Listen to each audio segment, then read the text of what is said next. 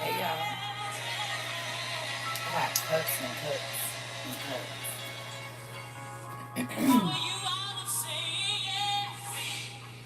Speak, Lord, speak to me.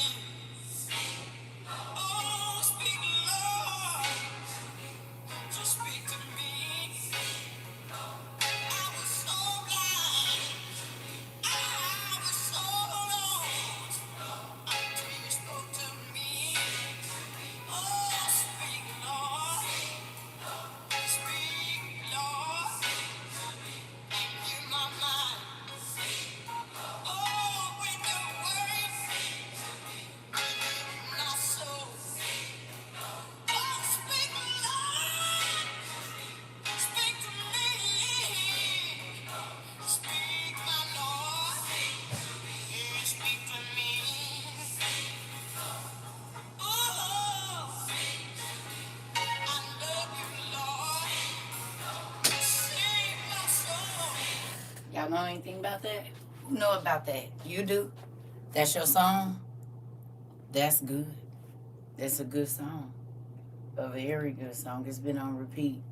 Because I be wanting my dad to talk to me. I don't know about y'all, but I went through enough life without him talking to me. Hey, you said I'm never up when you up lately. Listen, I had to take me a nap, baby. I was asleep. Hey, sis, I was asleep for 4 hours, and I'm still tired for real. But I said, let me talk to these people for a minute, and then I'm going to get my butt back in the bed, and I'm probably going to go straight back to sleep. I done missed all kind of calls. I was knocked out. You hear me? I needed some rest. I've been doing a lot of talking lately for hours and hours and hours and hours, even outside of here. So, baby, I'm mentally exhausted more than anything. Hey, I'm gonna go make my coffee in just a minute, and I'll probably wake up. I think I only got 2 cups of coffee today anyway, so that's probably why I've been sleeping. Ooh, coffee is my stay up all day, because, baby, I'll be asleep. We would never have class. I'll be in the bed. Menopause is kicking my butt, man. He said, yes, I need him to talk to me. And your title of this live, listen, this part. He know what he doing.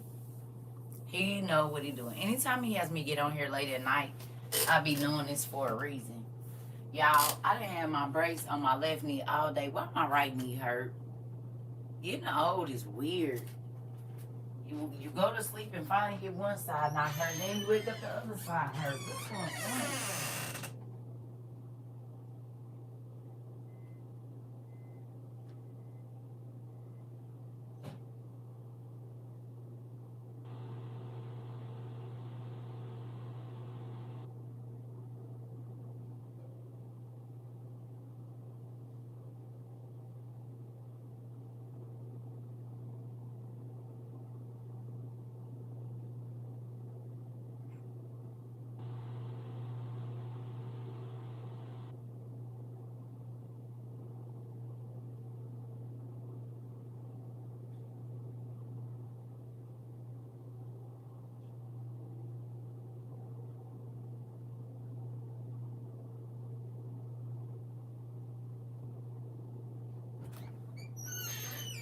All right.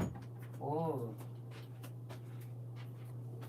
I didn't get a chance to make. Thank you. Get a chance to make. Wait a minute. Who up there now? Uh, y'all seen that? It said boom, boom, boom. Hello, whoever it is. Listen, you said gotcha, nigga. I caught a lie. Not gotcha, nigga. I love it. She said, Camilla said, gotcha, nigga. I didn't call me alive. Indeed. Indeed. Hilarious. We feeling for real because I would have said that too. I would have said exactly those words. Gotcha, nigga. Gotcha. Ugh. You said, listen. You said it's the gray hair that comes in for me. Listen, I don't mind it, but right now, this is gonna be all gray. This black, this gray. It's gray down in there. I need to wash my hair. My scalp is dry. But baby, listen, I just want a thick. Once I get that thick band of gray, It's over. I just don't like the dusty look. That's driving me. I used to, be. I want all the gray. That's what I want. I don't want splotchy. I want pure white. Cause I told y'all they gonna be like, who is that old lady? I'm telling you, I'ma have half pink, half green, roots gray. I'm ready. I done thought about this a long time ago. When I used to do hair and I was in beauty school, them ladies used to come in. Oh my God, they white, they great, but it would be pure white and it'd be so pretty. I used to love putting roller sets on their hair. Love it. Do you hear me? Get them some shimmering lights and clean all that burnt because basically it just be they prescriptions coming out of their hair to be telling their hair yellow a lot of times. But baby, listen, put some of that shimmering lights on there, baby. It'd be so white, so pretty. I'm ready. You said while I'm over here gray-headed and someone real grandma. Hey, I'm gray-headed and someone real grandma too, sis. I'm a gray-headed grandma too, remember? That's what I use every day. You use shimmer lights every day? Girl, because I want it to be gray. I want it to be gray. Like all the way. Like once it go pure white, it's a wrap. When ain't no splotches of black nowhere, baby, they gonna be prepared to be sick of me. You know? Listen, yo, I'm ready. They gonna be like, who is that old lady? CERCA. Yeah, CERCA. It's beautiful and a blessing all at the same time. Yeah, I have plenty of friends that didn't even make it to C1 grade. Anybody else? I have plenty of friends that did not make it to C1 grade here. Hell, they didn't make it to 18, 21, 17, 16, 15. You sure can. You sure can, T.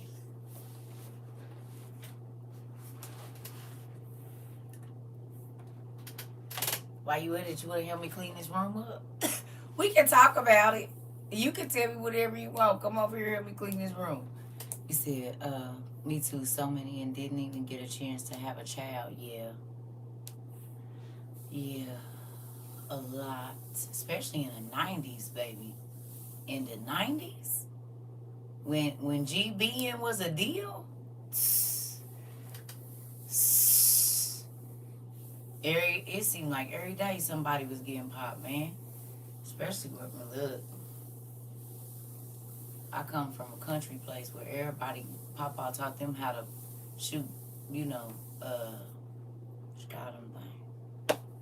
I can't even think of it. I was gonna say bean shooters. I'm gonna just say that.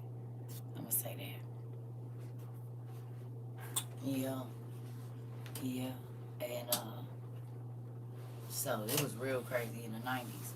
Like from like 89, a slingshot too. That's what I was thinking about. Thank you, Dad. My daughter works for Son, and they gave all of them today a Ziploc bag with emergency mask, flashlights, Oh. She didn't think her mama was so crazy after that, did she? Y'all heard it? Miss Rose's daughter worked for a company, and today they gave him a Ziploc bag with with emergency stuff, a mask, flashlights, emergency water, etc. She said, wow, I bet you she thought about everything her TT CERCA been saying on the TV, and she rolled her eyes when her mama say, you need it. Oh, she worked for Amazon. Oh. Oh. Oh.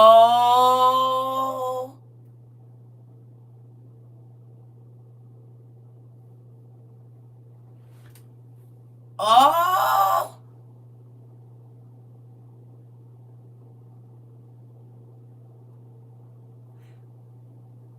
That's company number 2 this week.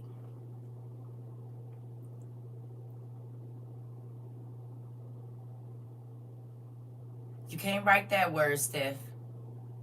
That's why I didn't say it. Pumpkin, those words bring them over here. One of my friends went missing in Arkansas, passed in Texas when I was a kid, and she's still missing. Interesting. Oh, past Texas. Listen, that's the second company this week. And now the recorder is on.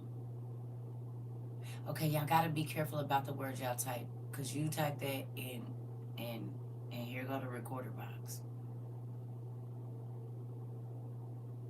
Right, but you can't type that. We can't. You gotta not type that stuff. Okay, I've been saying this too long. I love y'all, but certain words are keywords, and we've been here a long time. Okay, y'all already know. And I didn't know they blocking people off of this too. So this is why I just seen somebody that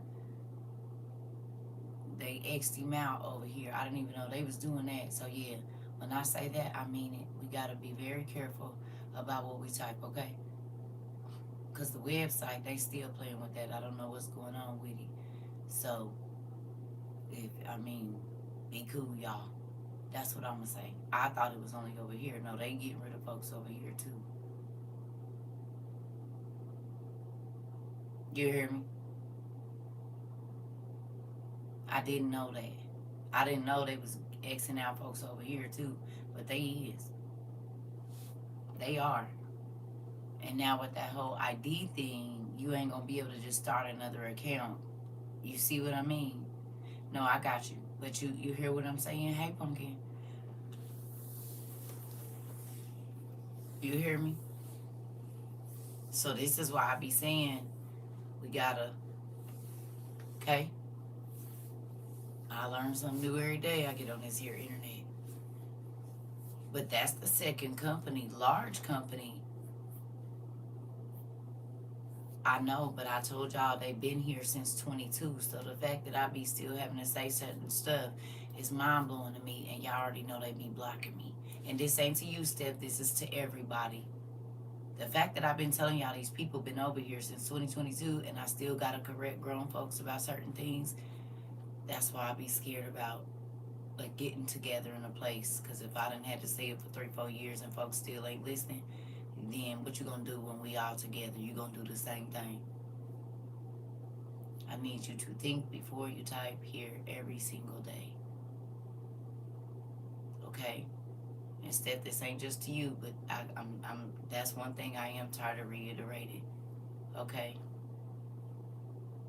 I need y'all to understand that we are not in a time of slips right now, because a slip right now can get you in a real crazy situation. So you need to be thinking about what you are typing every day. Don't just type anything. Don't just say anything. But I tell y'all, I do be paying attention, because folks be like, what we gonna do? We not gonna do nothing if you don't know how to keep your mouth. Well, see, that's the kind of stuff you don't type right there. Those words, y'all. See, you gotta find a different way to say that, because then that makes them. I speak in like the way that I do for a reason, y'all. And I'm not fussing. I'm just trying to tell y'all. These are things that CERCA pays attention to. I told y'all, my friends, if I say so, I would literally say certain things to see if they will repeat it around people. I'm a tester. That's what I do. I'm going to test you. So you won't even know I'm testing you. But I'm going to tell you something that you think is a big deal or a secret. And then I wait to see how long I hear it again. Like, you see what I mean? This is how I tested everybody around me. I don't care who it is. If you come into my intermediate, like my this circle right here, yeah, I'm about to throw some seeds out. Because I need to know who I can tell stuff to and who I can't. And it ain't about hiding nothing. My business just ain't everybody's. And I move like that, and I always have. So I pay attention, because if we were to be at a campground together, that would scare me, because you will be told to people where we at. Hey, Pumpkin, just talking, just saying stuff. You will be led folks right to us, and that I can't. Mm-mm. So if you've been here for years and I still gotta say stuff to you, I don't know if you're getting an invite to the campground. Cause that means you ain't learned nothing while you're here. Especially the way I am. Y'all should have been and picked it up. It's too long. You hear me? Cause one time might be the last time.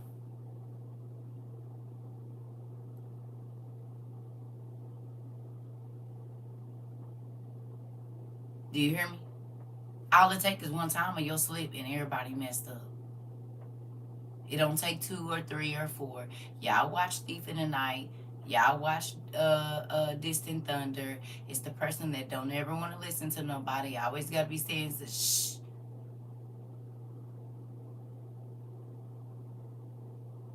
Learn a new way to say everything. Are y'all not seeing people are losing their lives for that? I told y'all that was gonna start happening in 22, and it's happening. We watched it on national TV. He ain't put his hands on nobody. This right here is what got him out of here. This. So if that doesn't tell you you should, I don't know what will. Like, and if you're still not waking up to that, you have to. In real life. Okay?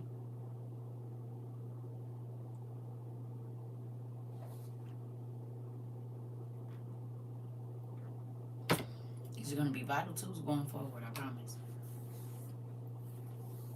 Hey, Pumpkin. Vital.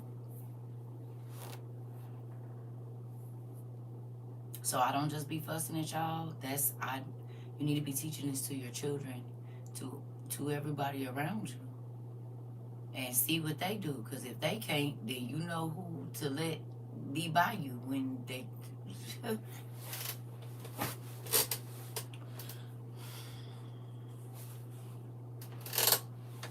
I'm good, Sherry. You hear me? And y'all think I be fussing. No, I love y'all. And I didn't been not... You said like they used to say in my childhood, pop your chops and your chops will get popped. This part. And just right now, you're just gonna have to be safe. I want y'all to be okay.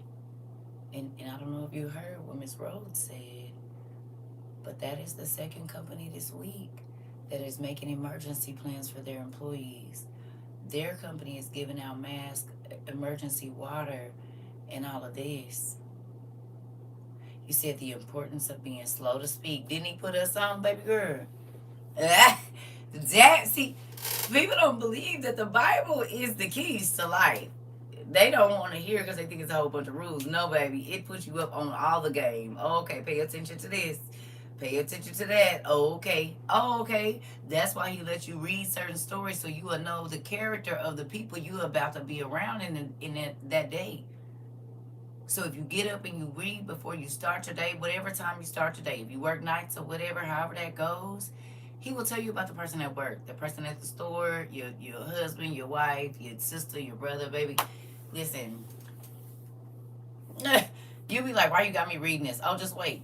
2 more hours. Bing. There go the situation just in our days. It's just, he be letting you know. And people be like, oh, I don't want to read the Bible. Well, no. But you asking me how I can answer all your questions. I'm telling you, that's how I learn. Because all the character is in there. If you sleazy, all of it, it's all in there. He gonna take you just to the story that is about what you, hey Pumpkin, hey Niecy Pooh, that right there where you going. Whatever you about to go through, whatever you have, you read that day, it be for that day. But when you don't read, then you don't get the script to your day. Now, I need the script because I'm tired of standing in the wrong place. I'm tired of being right here when they drop the water and I'm supposed to be over there, baby. I don't need no, I want to be where I'm supposed to be. And you get to the point where you don't want nothing that God don't want you to have. You don't want nothing. You don't want to be in a place that God don't want. Not people, because people be acting like they don't go places because they worried about people seeing them. I don't care nothing about that. I don't care where you see me at. I don't care about that. That don't bother me. But what I do care about it is, am I supposed to be like? Is that like? Because my life is scripted. So, Dad, what does it say on the book of CERCA today? Am I supposed to be standing right here or right here? Because all that going against his will, oh, I don't want any parts of that. It makes your life real, real hard. I've been having dreams about coyotes. Y'all don't know what it means. They've been in my dreams more than once. That means it might be some dangerous people around you. Coyotes are sneaky. They scary, but they still dangerous. Coyotes, like, you can scare them off. But if it's a pack of them, yeah, they own you. One coyote, you might be able to get them moving. Throw a rock at them or something. Unless they real hungry. You hear me? But a pack of coyotes, yeah, might need to be careful with that. So I would just check the folks around you. And they are in packs. Sometimes you will find a single coyote. He probably hunting. And then he gonna howl and let the other ones know where the goods at. You hear me? So that came right in on time. Thank you. You see that? That's exactly what I'm talking about. It's always gonna be one scout. They ain't never by themselves. It's they a holler away. Baby, that came right on in. Didn't it? It came right on in. Oh, okay. Yeah. And think about it. They roam. And you really don't know they there until you know they there. I'm trying to get back on track from the past weeks with my reading. Those devotionals from the last 2 days been on point. Yeah. That's the thing. God understands that life happens. He's already seen it. It's when you stay off track. The devil want to keep you off track for a long time. So then you don't know how to get your way back. He said, yeah, even if you see one, the other ones is watching in the cut. Yeah.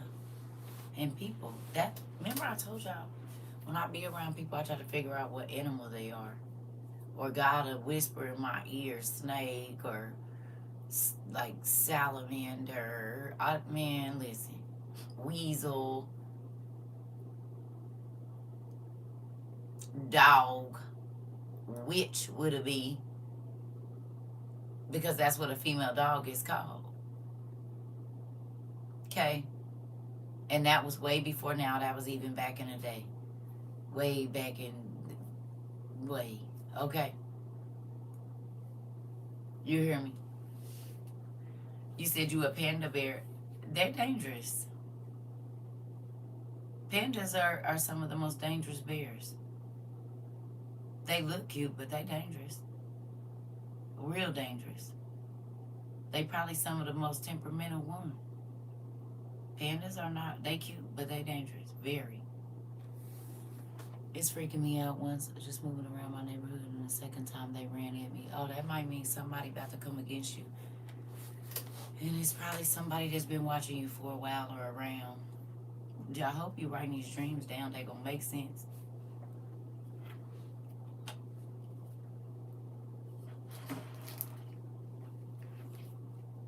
Yeah, they adorable, but they dangerous. That's why I be calling my 1-year-old salamander mama, because she quit. Girl, don't be calling my baby no salamander. Pinch you under your fat meat. No. Don't be calling her no salamander. But you see, they be like animals. People are like animals. We made out of the same thing animals is made out of. Some people lemurs. I'm telling you, like, as you get to watching people, if you ever had... My brother used to make us watch Animal Planet. He liked animals, so he'll watch animals all Saturday, all Sunday, and he was the big brother. So if that's what he wanted to watch, he was going to watch that. I hated it, but I learned a lot. We had to watch I don't even think it was called Animal Planet back then, in the 80s. Whatever it was on Saturday, where they used to watch the animals all day after Land of the Lost went off. And wasn't no more cartoons on. We were stuck watching that mess. Listen, but I learned a lot about animals and people and habitats and all kinds of stuff. It wasn't National Geographic.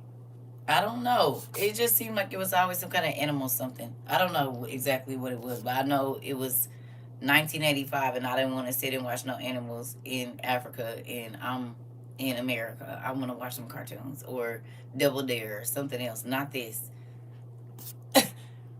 My daughter dreamed a father attacked me. Still confused on that one. I don't know. He said, "Well, I just experienced a monkey directly at me." Interesting. Interesting. I don't know. I don't know all of them, y'all, but I know that coyote came right on time, boy. And that's how people are about to be hunting the same way. You said iguanas too is. It was right after the cartoons. Okay, so you right then. National Geographic. You said Double Dare was a show. Was it be ours? It be all kind of people. But this the thing. People don't take enough time to learn people before they be letting people in their life. You better figure out what kind of person. Whenever the Bible say test the spirit by the spirit, that's not a joke. He trying to save your life in more ways than one. Death ain't the only thing. You hear me? It's stuff worse than death. Especially if it's quick. You can suffer for a long time and wish for it's stuff worse than that. And people don't think about that. They think no, it's stuff worse, baby. Huh. Yeah, nah.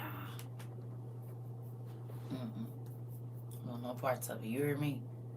No. If God don't want me to do something, and everybody got their issues, right? Everybody, we saw that today. Everybody falls short. But I'm over running away from him. Thank you. I'm over running away from him to do what I want to do, to have to come crawling back. Like, ain't nobody got time for that. I'm not going. Ugh. I don't want to go.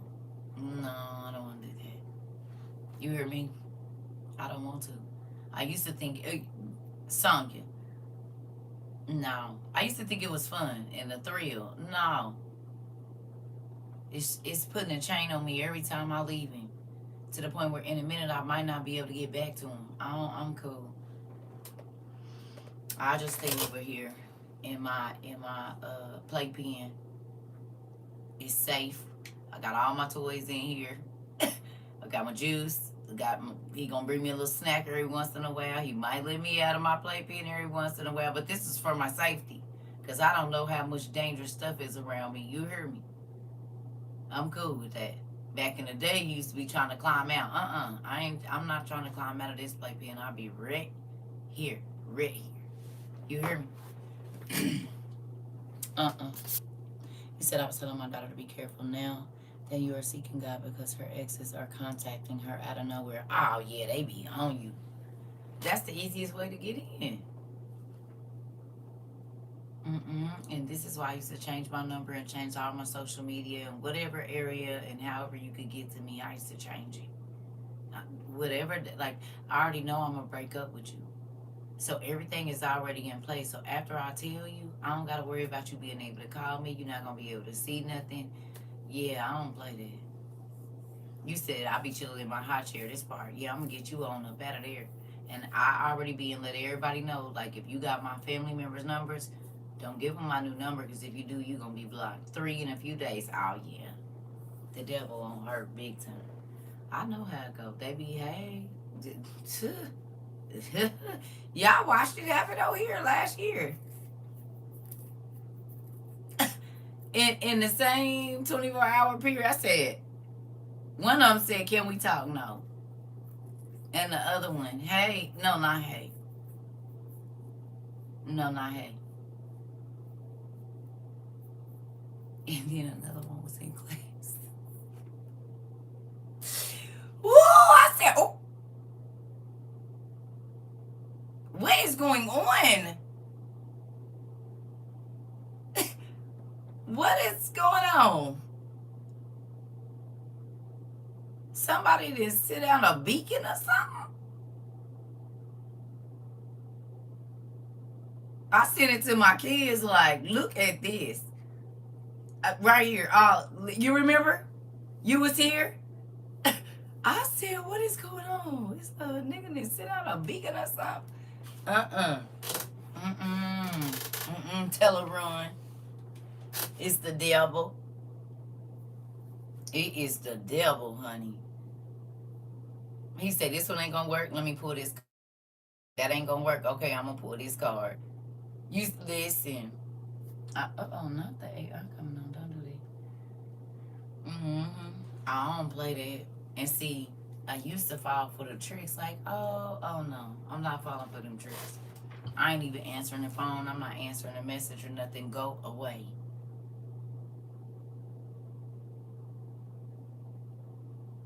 Cause I'm cool. Like I can be friends with somebody I dated before. You know what I mean? Cause again, just cause you dating don't mean you gotta give your body up. Hello. I'm gonna reiterate that every single time. People have made casual intercourse dating. That's not dating. You don't have to give your body to nobody to date them.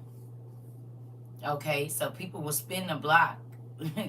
You see what I'm saying? Because they never probably got to their goals. So they like, oh, she's cool, he cool, that part. You don't gotta give your body to nobody to date nobody now. You don't have to. That's a different thing. Okay? And so you can date a whole bunch of people. Go to the movies on a day. Go eat. Go to the park. You can date a lot of people. You ain't gotta sleep with a lot of people. Listen. No. Had a Negro leave a note in the door talking about, I hope I can be of service. No, nigga. Going on. I'm trying, girl. Don't leave no note on my door. Go away. Girl. Be trying to send messages through people. If you don't get your donkey on, nigga. Evidently, whatever it was you didn't do right when you was over here the first time, you have the nerve to think that it is okay to call my phone. Go away. Don't email me. Baby, I done had to block people from email and everything. Go. Please. I ain't bothering you. Nothing. Leave me alone. I'm trying to tell you. But chicks, y'all see a lady just tried to go through my daughter to get to me? And my daughter said, no. Leave my mama alone. When y'all come around, she be stressed out. Have a nice life, love. We'll be praying for you. My kids be doing. I don't even gotta block people now. Don't ask my kids about me. They, especially if they know I don't mess with you and they grown, they're not gonna have. They be like, she cool. It might even be somebody I want to talk to. My daughter and my son, they be like, nah. Nope. He said, I'm so grateful for the growth that I can say now. I can say no now, 2.5 years. Come on. Laying down is mixing too many spirits because you don't know where they be at. Woo, Sonya. Especially in this, baby. People got too many preferences for me, honey. It used to didn't be this many preferences. Now it's a whole, I mean, I'm sure they was here. But no, it's too much. I can have whatever I want for me. That's too much for me. You too, Nathaniel? Yeah, buddy. I can't. That's too much. The whole plethora of I can just eat off this plate and that plate and this plate and that plate and it don't matter. It's too much. In whatever way that is, it's too much for me. Like I'm just a fried chicken kind of girl. You know what I'm saying? I just like chicken.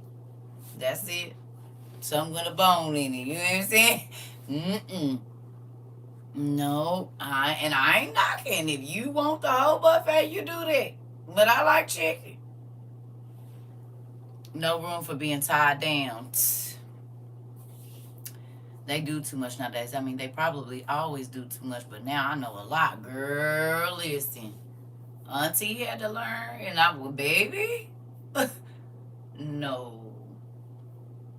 This is not a mall. There's not a lot of stores here. It's only one. You understand? Ain't no, I'm going to check in here and check in there, and then, ooh, what's in this store? No. It's one store in this This is not a mall. It's a Target. Now there might be several things in the Target or something, but this ain't no mall, baby. You can't just window shop and come in and that. No, no, no, no. I don't want no parts of that. Mm-mm. Mm-mm. You can't even. Okay, so the kids asleep. The Dora the Explorer type. This part. You can't even really be 100% into your partner when you do that. There's a lot of stuff you can't do when folks live like that. You see what I'm saying? Because I'm definitely not kissing you, and I know your lips be everywhere else, on whoever else, whenever they want. Boy, this is why when I date people, I promise you, my ex-husband used to be so mad because, baby, I would hand a nigga my forehead in a minute. He'd say, give me a kiss. I'll do just like that. He'll say, I'm your husband. Why do you make me kiss your forehead? Because I don't trust where your lips done been, nigga. You better be happy you kissing my face. I could have shook your hand, married and all. You said curiosity killed the cat, literally. Oh, well, you better take this forehead, or you ain't get. No. And you ain't came home, baby. Please, absolutely not. No, we're not doing that. Here, show. Nope, don't. Might let you kiss the side of my cheek. I don't really know. Ugh. Nope. Nope.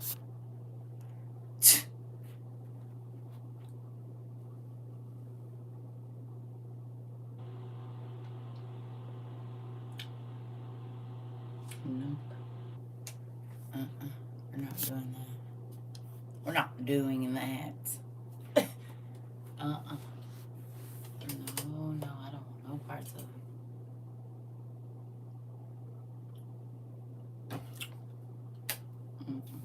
Anyway, y'all want to read something? Let's read something. Good morning.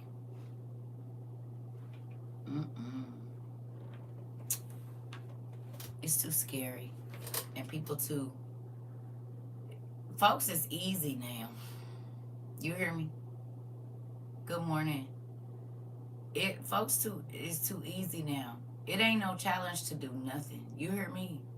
There's no challenge to make a person get to know you. You don't make them work to know your favorite color before they seen all your parts and all of this stuff. Folks want to. I don't need. What is wrong with you? What's your mama name? What did you do when you was in the 10th grade? What did you like to do as a kid? Can you cook? Do you know how to paint? What do you do in your spare time besides screw? Do you read? Do you are you learning a new language? Like, you ain't got nothing, huh? Just getting to the money. You ain't gonna learn nothing, you just throwing your body around and stacking cash. Well, I hope you know cash don't solve everything. And sex don't either. It is a temporary connection that is gonna make you feel even more lost if God is not in it. Don't even play yourself.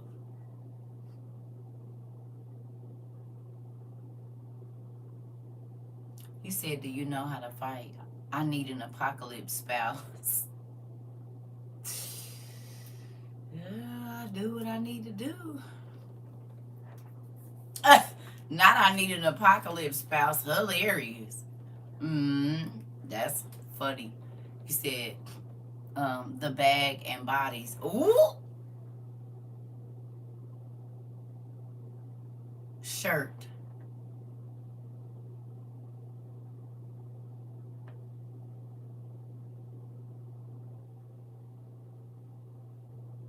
Folks trading favor and blessings for the bag and bodies. That's good. Think about it. They trading favor and blessings for bags and bodies.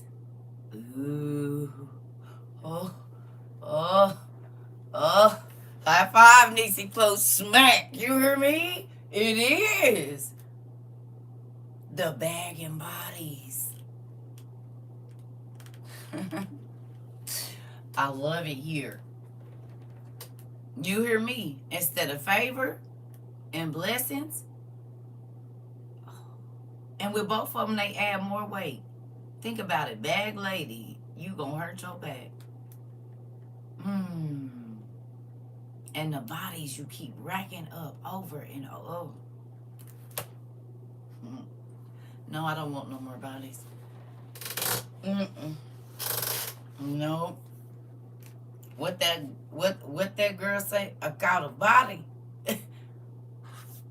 You said thank you for the love and your truth. Yeah. This is the thing. The devil be trying to cheat you out of your most prized possession. What's more valuable than your body and your soul?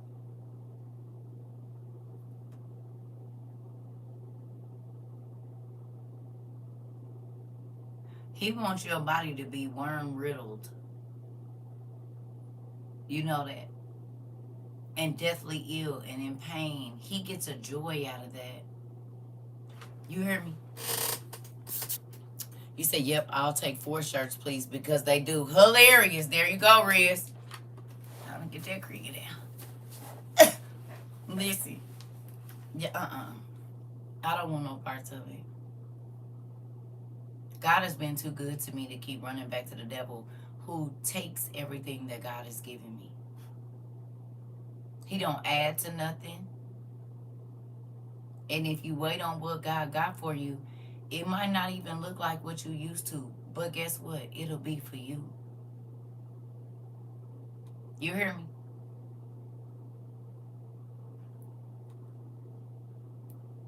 Come on over here. 4 shirts. They need them, they said. God has been on me to take authority back over things in my life. He has given me, baby, because the devil will make me listen. The devil thought he had me with that marriage, honey. That's how he was going to take me up out of here, baby. I got on my knees, God, listen. And I'm not saying everybody, because my life is my life and your life is your life. But, baby, I knew that my ex-husband and being married to him was stopping my ministry. It was crazy. And I was like, you don't want me to do what God want me to do. Right? He said he supported me, but he didn't. Because how was it that my ministry took off like crazy? I mean, I was already doing it, but this happened right after I got divorced. Oh,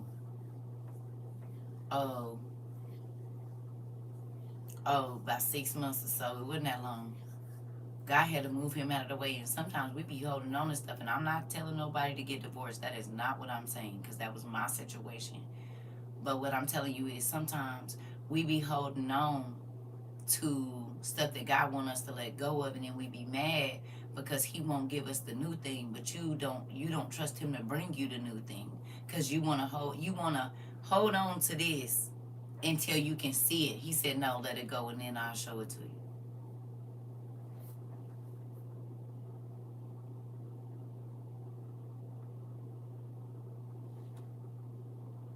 But when you gonna bring it, don't worry about it. Just know that I am. You said that's how it worked for me. Oh, that's how it worked for everybody. You hear me? That's how it worked for everybody. And once you learn it, you be like, oh, God, you haven't brought it yet. He said you ain't let it go yet either. You got too much stuff on your hands. You got to put it in. You know how like the little greedy kid? They be trying to get it all and take it all, and they can't even hold it all. They dropping it and then drop the cup, drop the snacks. Now they sitting there crying because you taking on too much. Let go. I ain't holding on to nothing that's keeping God from letting. And you can tell the difference. Pay attention to what happens when a person comes into your life. Are you blessed or cursed? The situationships I got myself into, whatever God had built my life up to, it went down quickly as soon as that person came. The peace I had in my mind, finances being good, whatever it was, as soon as I said, I think I need a boyfriend, God said, okay, do you?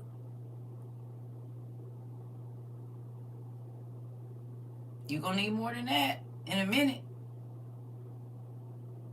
Listen, and every time, baby, whatever favor I had, ooh, I used to be like, what's going on? They'd be like, I don't know. Yes, you do. You cursed. And you wasn't going to tell me. That's what's going on. Y'all don't believe it's people out here that are a walking curse, but they are. And then you in sin with them too? Nope. I'm telling you. God kept telling me, pay attention. And I was looking at the guy I was talking to, like, you could do so much better. I was looking at his potential. I should have been looking at what God showed me. Ooh, because he will every single time. There's not one time that he's not going to show you who you around, because he wants you to be wise. He said, I've been clearing people out of my life. My circle is small, but I have way more clarity, baby, because they are there as distractions. You want to know why you can't see your goal? Because there's too many people in the way. God already knows that if he sends it to you, you won't be able to keep it. So he got to move people out the way. You don't think them people will take it from you or stop you from getting to where God wants you to go, but they will. Because they're in, we just read about envy and jealousy and all of that earlier, and selfishness and all the different kinds of selfishness. Listen, this thing go deep. Dad said, so I ain't enough, bet, baby. Ooh, girl, you just hit me in my heart, Dookie, dog. Oh.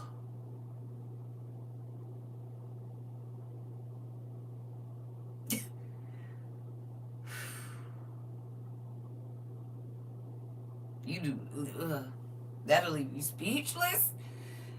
He said, all right, have them. Oh, I don't want him to say that to me no more. I don't. Whoever is for me is for me. And God didn't already gave me my heart, and he just got to let me in on it. Listen, that's what got me caught up. I was paying attention to the wrong thing. Should have been left. Oh, I couldn't believe the people came. It came from my own family, of course. They be the worst. Y'all, the only family y'all have ever seen me around is the family I produced out of this womb. Y'all ain't seen me with nobody else.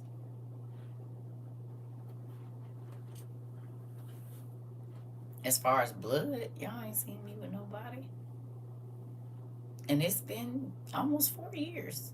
You ain't seen my mama, my daddy, my brothers. I ain't said this, nothing. It's been my kids. Now, I love some folks in my family, but no. Mm-mm. I don't care if you got my blood in you or not. If you're an unhappy person, you cannot stay. I won't stay around you. I'm an empath too. Oh God, no. And now I know why certain things have always bothered me. Mm-mm. I don't want to be around nobody that's miserable. I don't want to be around nobody. I don't. I do not. You're welcome. I don't. If you would like to cause trouble and always have drama and all of that, that's not cute to me. It's annoying because we ain't never gonna be able to learn that because we always gonna be mad and irritated and into it and talking crazy. Ugh. It is very draining. I don't have it. That's not cute to me. But it wasn't cute to me when I was younger either. That's why I mostly moved by myself when I was younger because she's used to, and I had kids, so I can't just be out here wilding and acting crazy. I gotta make it home to my kids. I have to make it home to my children, so certain things I'm not gonna do. No. I'm gonna run to the restroom real quick and then we're gonna read Get Your Bible Gateway, and it ain't even that many sentences, but hopefully it'll be something for y'all. I believe it will. Yeah.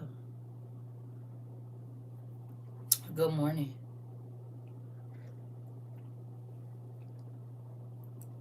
Yeah. Mm-mm. I don't want no parts of it. You heard me? I don't. At all. Family can be the worst for real. Like, why my oldest sister excluded me from the viewing of my brother Everyone got church except me and my kids. But why? Is what I say. Girl, didn't I tell you? That's how my family is. That's why I don't go to no funerals or nothing. Y'all not about to have me up in here feeling crazy. I done already spent my money to be here. The last funeral I went to for family was 2008. And that was my granddad's funeral. And my brother, his dad, who is like, that's the first dad I knew. I found out I wasn't his later on. Left me out of the obituary or didn't say it or whatever. And I then drove a good 10, 11 hours. Had to spend money, take off my job, got my kids. And y'all called me. That's why I didn't go to my grandma's funeral. I'm not even about to let y'all play in my face like that.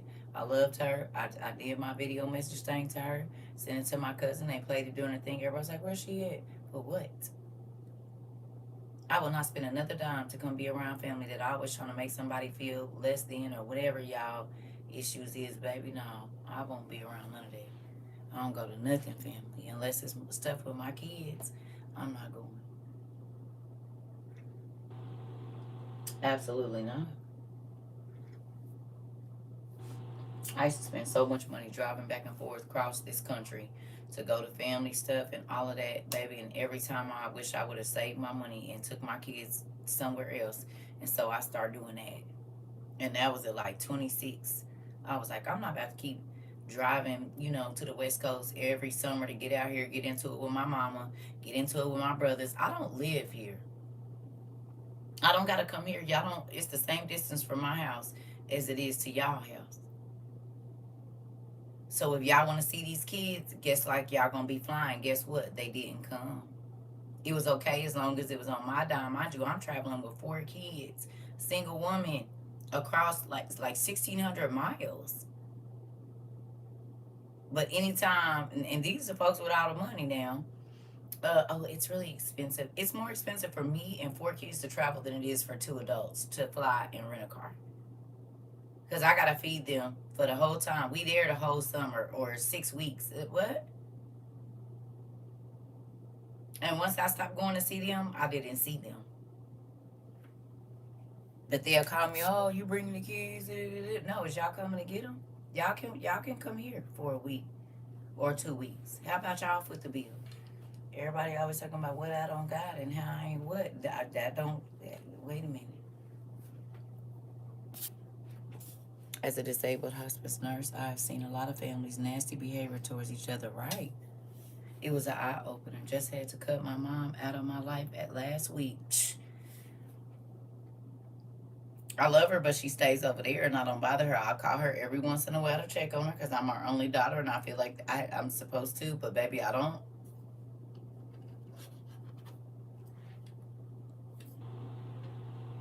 For what? I check my temperature when I'm on the phone with you. If I feel drained, if I was happy when I got on the phone with you and now I feel irritated, I check that temperature and you will stop getting answers on my phone. He said I do the same thing. I call my mom to check on her and my dad, but I can't with them too. Ooh. Listen. Yeah, I won't be making that forever drive anymore. Girl. And then they get down there and they're crazy with you every time. Is you crazy? I am not about to be wasting my time doing that. And my money and my energy, and I gotta leave, and y'all don't care if I leave mad. I'm driving with 4 kids, smashing. I remember one time my mama had me so mad when I left. Right when we got ready, we got out of Phoenix, we were going into Flagstaff. My nose just started bleeding. It scared the mess out of me. I'm talking about pouring. I was so angry and so frustrated. And I got these kids. What if I would have had a stroke on the road with my kids? And at the time, I think my youngest was like 3 or 4. No, y'all ain't about to have me out here crazy like that. Smashing, talking about then got tickets, license got suspended, because I'm trying to hurry up and get home and driving cross country crazy. No, we not doing that. I'm not doing this. And that's why when she be like, are you coming? No. For what? The only reason I need to come to Arizona is for my son. Other than that, there's no reason for me to be there. Something going on with him and he need me? Yeah, I'm on my way. Anybody else? I'll be here. Y'all let me know how that work out for y'all. I'm telling you. I ain't sad. Don't be sorry. Don't be sorry. If I haven't heard from them in years, best believe I'm not attending no funeral. Raziel, listen. Clock your brother. Because guess what? Absolutely not. Mm-mm. You ain't called my kids on their birthday. You ain't called nothing. We ain't got a card from you. What the hell I'm spending my money to come? No. Yeah, it was dangerous. And it used to happen every time I used to go to the West Coast. That's why I do not go around my family. Even when I only got certain family members. I told you I talked to less than probably 10 of my family members outside of my kids. That's not a joke. I got a few cousins and one or two uncles I mess with. I don't talk to nobody. And I got a lot. I told you I got a lot. I have over, my grandfather basically has over 1,000 descendants. He died in 2008. He had 50 children or 52 children. Each one of them kids had four, except for some. We all got four or more. Like, no, it's a lot of us. And now our kids are having kids. Mm-mm. I do not desire to be around absolutely nobody that likes to make people feel nasty or less than or any of that. Go away. You're a miserable person. I'm trying to grow some folks. I'm trying to make people see life differently. I'm trying to help people blossom and mm-mm. Same here. Seems like my family lost touch after my mom and dad passed. Mm-hmm. You said I looked after my mom's sister as a dying wish, but I washed my hands of her daughter. I'm trying to tell you, girl, they be crazy. Mm-mm. I don't want no parts of it. Excuse me. No, I don't want any parts of it. And I don't feel bad. I used to. But I realized the devil will use your family to keep you trapped so that you can never see what God, we family. I think that's why God gave us a family in Christ. Brothers and sisters in Christ. And because Timothy was like a son, I believe, to Paul, wasn't he? Or one of them. You're Matthew somebody, I can't remember. But they became family with the people that they were serving God with. And that ain't saying you got to leave your family, but if your family is still on some crazy stuff, then it makes no sense. Do your family line up with what the word say? And what I mean by that is each individual person, do they have the fruits of the spirit? I don't care if they go to church. I don't care if they say they saved, sanctified, filled with the, I don't care about none of that. Do they spirit? Because I have met people that have never claimed to have the Holy Ghost, that don't even claim to be a Christian, and they have more fruits of the spirit than the people that go to church. I watched a movie with the movie that had an angel named Raziel. Are you serious? Yeah, Auntie, we got a Raziel in here. He been here for a while too. My auntie used to say, "Blood don't make you family." It don't. Can't nobody tell me that that this ain't my auntie. My auntie saying, my auntie lady. You hear me? My sisters. We listen. My nephews in here. I talk to these nephews more than I talk to my nephews, I promise. And have more interaction with their babies. And listen, what you mean? I got pictures. My nephews is drawing me whole, where is it? I done put it in between some books so I didn't get it messed up. But I got, what you mean? My baby's drawing me pictures, and I don't get none of that from don't get me wrong. I love my family. I love them. But it's too much drama concerning them always. Over here, these nieces and nephews just love their TT circle. And they learn and they laugh with their TT, and we have a good time. We got little babies that be about to fight their mamas and daddies because they hear my voice, okay? I got nieces and nephews and cousins that don't even know my voice. But y'all babies know my voice. You hear me? Y'all adult children know my voice. It's my TT circle. My mama, or they say, Mama, that is not my auntie. She is, boy. She more your auntie than any of your other aunties. I promise you that. That's your auntie. You hear me? Listen, auntie, this is my thing. People need to understand. God gave us a chance to get a new family. When we was grafted into this family, then we got new family members. And I'm not saying you don't got to deal with your old ones, but you don't got to deal with your old ones. You can be respectful, not be rude. If they need you, you know, and you God lead you to go. But why would God keep having you go around people that's gonna make you feel bad? Why would He do that to you? That don't make no sense. And He says, "I bring joy, and the interactions that you have with me, they're gonna grow you, and all of this kind of stuff." No, you said about to make me cry because it's so true. Oh, I know. Let it out. God gave us a new. Y'all don't think I was asking for a new family? You said, wow, the movie centered around blood. Confirmation, we're talking about bloodlines and family. Auntie, what's the name of the movie? Now, see, that's like the second or third confirmation today. Raziel, you just gave Auntie some confirmation and some revelation. We talking about family and bloodlines. You come in, Auntie say, wait a minute, Raziel, I just watched a movie about an angel named Raziel, and it was talking about bloodlines. What's the name of the movie, Auntie? Hey, on Hulu, have y'all seen Blood and Myth? I went to sleep watching it. I don't want to sleep watching it 2 days in a row. If you get a chance, watch Blood and Myth too, about Alaska. If y'all haven't already, it's very interesting. I think that you all will find that interesting. If you haven't, I need a pen.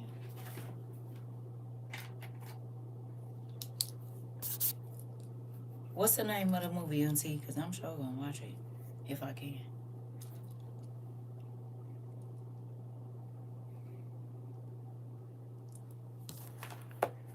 Raziel, thank you.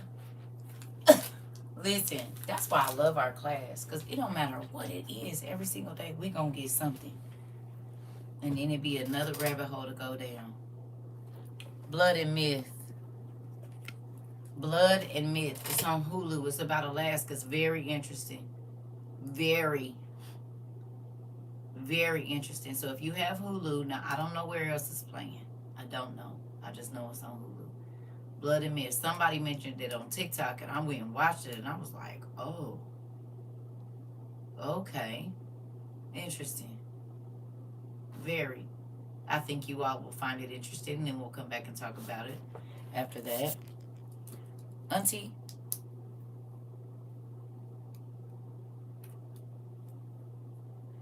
I was supposed to be going to the bathroom. I'm gonna go to the bathroom, and then I'm gonna come back and check that comment, and then we'll get on, because what we gonna read ain't even gonna be that much. It ain't that much, and then we can go to bed. So don't go to sleep.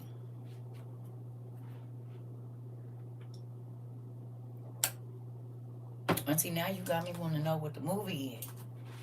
I'll be right back, y'all.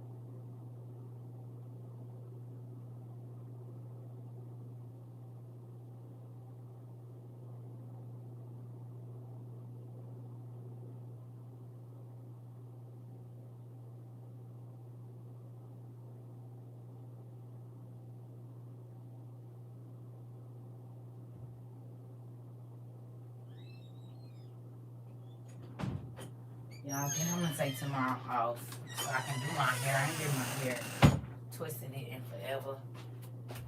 Finish my laundry, so I probably won't be on tomorrow.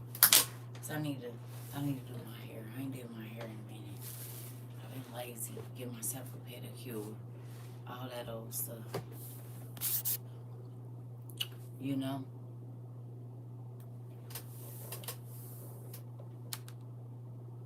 What's the name of the movie? I don't know. She ain't told me yet. I'm waiting. She might have to go back and find it. Look, now you want to know what movie is that your name in, huh? I know, me too. But that's the one thing. Okay, so who sees the benefit of inclusion right now? Hi, Isabel. Hi. Who sees? It's called Mortal Instruments. Okay, hold on. It's called Mortal Instruments. Thank you, Auntie. Mortal Instruments. Mortal Instruments, Raziel.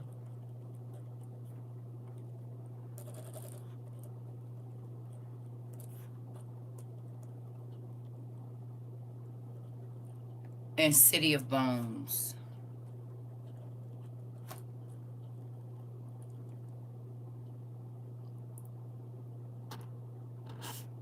We ain't gonna tell us what it's about, Auntie. Don't tell me. I can't see that part.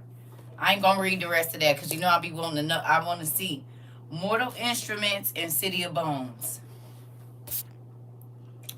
My mom just blocked me because I answered her question with a question. Listen, they be mad, girl. No, you all right. You all right. Thank you, Auntie. They be mad, girl, because you know what? They're so used to torturing us that when God starts to give you the wisdom, they feel like you get in their back because they used to do that little petty stuff. I watch it all. I deal with it all the time with people, right? And it's crazy because my mama call it a get back spirit. That's what she call it. But it's basically revenge. That's all it is. People that are vengeful, you know what I'm saying? She call it a get back spirit, but it's really revenge. You hurt me, so I'm gonna get you back. I'm gonna wait. I'm gonna get you back. I'm gonna get you back.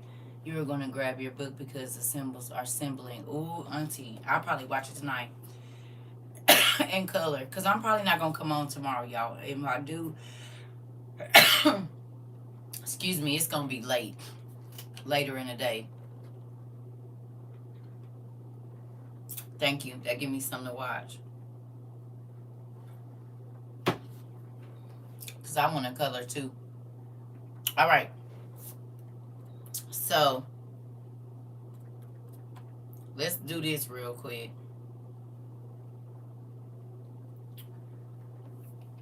Let me see.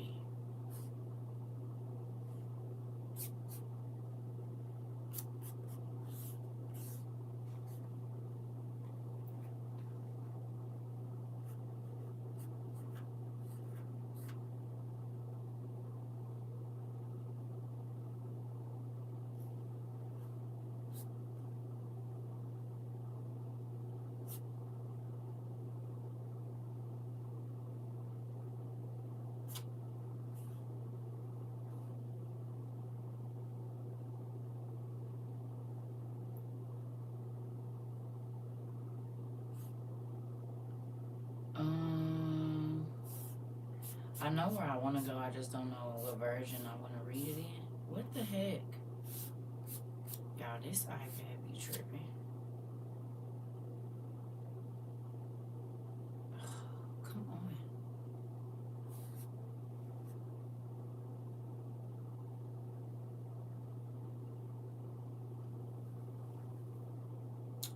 on. Okay. Can y'all go to Joshua chapter 14? Please.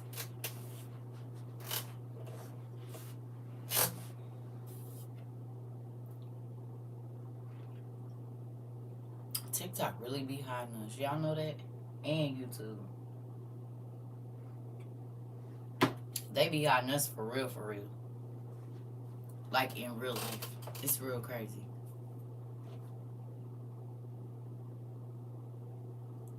Absolutely nuts. We know we know that you all are SBing us everywhere. We're SB'd everywhere, which is crazy. Cause I don't even be doing that to nobody. I be trying to help people. we are we are SB'd everywhere. It's hot now. Okay, I'm not turning this fan on just a little bit. Okay, that's better. We SB'd everywhere. Cause ain't nobody able to get our notifications on YouTube nowhere. That's how I know us not being able to get back into our website is an issue. Cause why would that happen just now? And then the crazy thing is, it ain't even really on there. Ain't nothing on there really. You hear me? So why would that be an issue? It's been fine this whole time. You know, and now all of a sudden we can't get back on. Like, that's weird. It is. Yeah. Yeah, I still don't understand. And Alicia was looking at it. She was like, this don't make no sense. Right. Right. I don't know. Okay, here we go. Now, my first question to you is, will you wait? I mean, yes, that's my question. So if you got pen and paper and you're writing this down, okay, it's 12:40 where I am. I don't know where you are. But my question to you is, will you wait? Are you willing to wait? Because waiting don't always feel good, right? Because you don't know when, you don't know how, you don't know, who God gonna send or whatever. So waiting doesn't always feel good, okay? But look, it says, now these are the areas that the Israelites received as an inheritance in the land of Canaan. Can you please tell me what an inheritance is? What is the definition of inheritance?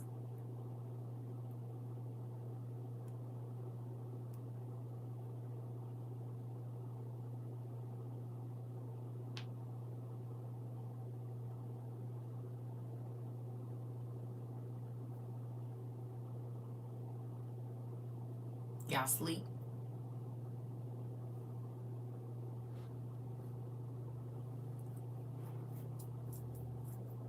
Huh? Treasures passed down through a generation. Thank you, code name. Treasures passed down through a generation. The Bible talks about us having an inheritance, being in the body of Christ, in the family of Christ, grafted into the family of Christ. The assets, property, money, or debt that a person receives from someone who has died, usually a family member. So you can inherit debt as well, right? This is true as well. You can inherit debt. You can also inherit wealth, right? The act of receiving something from a predecessor. Come on. You said any money or property you receive after the death of a friend or relative, a thing that is inherited. Okay. Mm-hmm. You said I was gonna say things passed down from your bloodline. Yep. Okay. But think about it. Maids and stuff inherit, like their bosses sometimes leave it, like rich folks, they'll leave everything to the dog. Money, property obtained through the death. No, I didn't. Of another person, right? Joshua 4. Joshua 14. It doesn't have to be bloodline all the time, right? I know. People be mad, like when they rich old granddaddy leave everything to his maid Maria and none of the kids get nothing. Oh yeah, they be acting all nice and don't even know he done wrote them out. And normally they do the reading of the will after the person didn't die, so they don't even know until it's over that they not getting it. Silly goose. You said, yep, seen that. Yeah. Yeah. Crazy. Be upset. You didn't spend all the money already thinking you about to be doing this and doing that, and ain't nothing for you. You said divine inheritance signifies a profound, unbreakable relationship with God, involving both blessings and the responsibility of stewardship. Yep. Yeah. Yeah, I know I inherited a mantle, and it's sometimes you don't know what it's gonna do. You're all right. Here we go. It says, in the land of Canaan, which Eleazar the priest, Joshua son of Nun, and the heads of the tribal clans of Israel allotted to them. Tell me what allotted means. What's the definition of allotted? You said they were mad. He left them nothing. I'm trying to tell you. I know how it go. Given. Good job. What else we got? Code name, you on it today? You not playing. Given. Okay. Is there any other definitions, or all of them say given? What's Webster state? You said a portion. Okay. Yeah, you on it today. That make me happy. It's good to me. I got it. So something that is allotted is something that's given to you, right? Okay. So if God is your heavenly Father, right? And he said that as soon as you came into the family of Christ, that there was an inheritance that you were able to take a part of in this life and in the next. Why are you always begging for something that is, you said, give or a portion, something to someone as a shared task? Okay. A share or task. Okay. So why are you begging God for something that's already yours?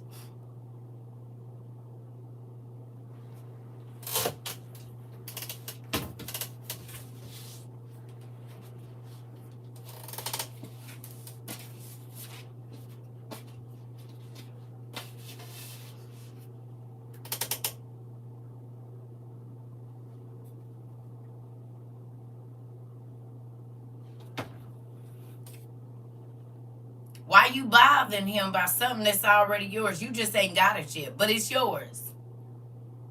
Do you see what the devil be trying to cheat you out of? Your inheritance. In this life and in the next one. He don't want you to see the blessings of God. He don't want you to have peace. He don't want you to have... God is going to... If God is a provider, and if your life has already been written out, why are you begging and pleading for something that is already yours? You just have to wait until your Father gives it to you.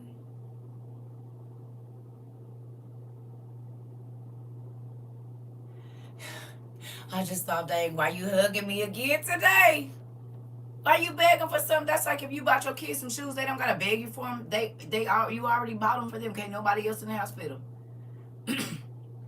You just think they might not know you have them.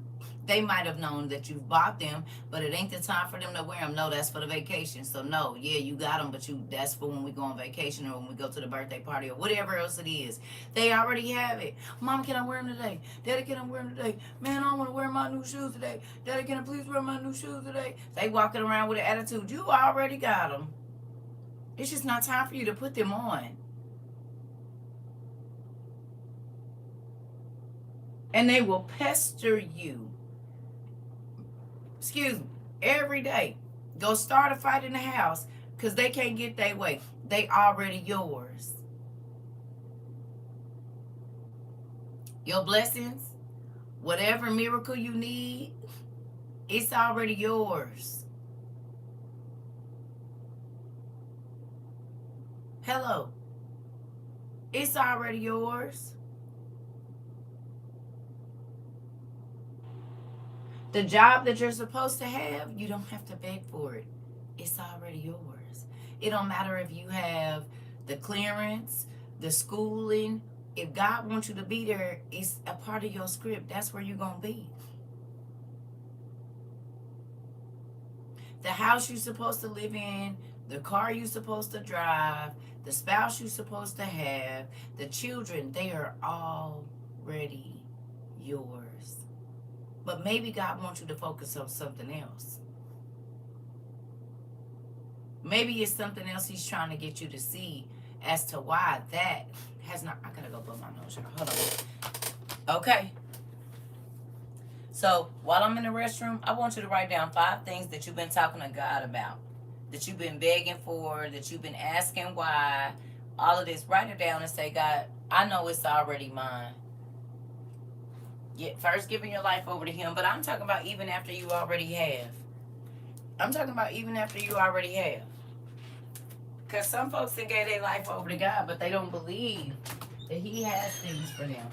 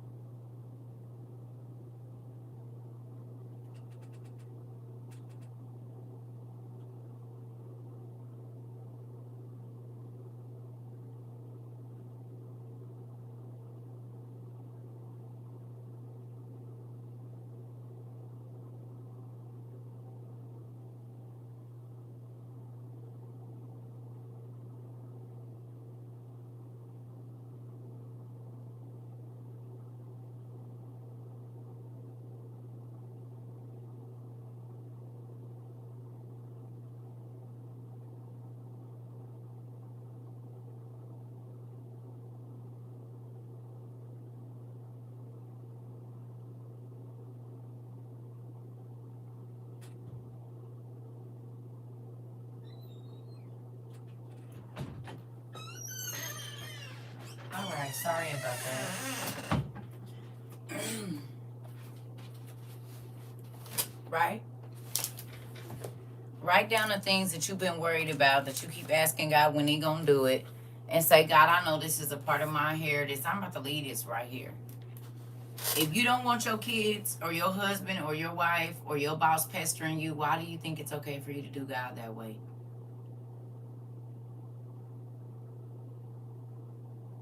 Your kids know you gonna cook, but it irritates you when they keep asking you, well, what you gonna cook, mama? When you gonna cook, mama? What you gonna cook, daddy? When you gonna cook? I'm hungry. I'm hungry. I'm hungry. I'm hungry.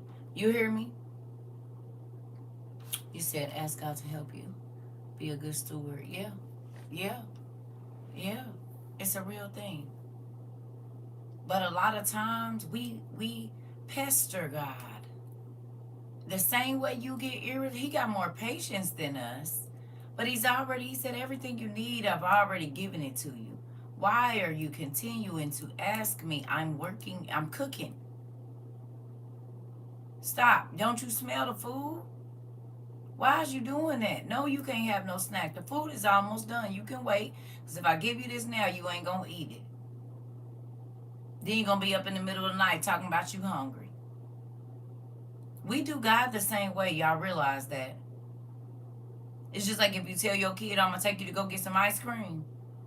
And now, sometimes you can't even tell kids till you in the car and on the way there. Some kids, you can't tell them early. Some kids, they'll be like, okay, well, mommy, let me know when it's time for us to go. Some kids, soon as you tell them, we going to the park. Is we going now? They'll come back every 15 minutes. I want to go to being through a fit to where now you don't even get to go. Now you done piss me off, so now we not going nowhere. Go in there and clean your room. I was trying to get you out the house, but you done ruined it. Go sit down. If he gives us what we want now, we're not going to appreciate it or take care of it. Come on. I bet you that's how my ex-husband think right now.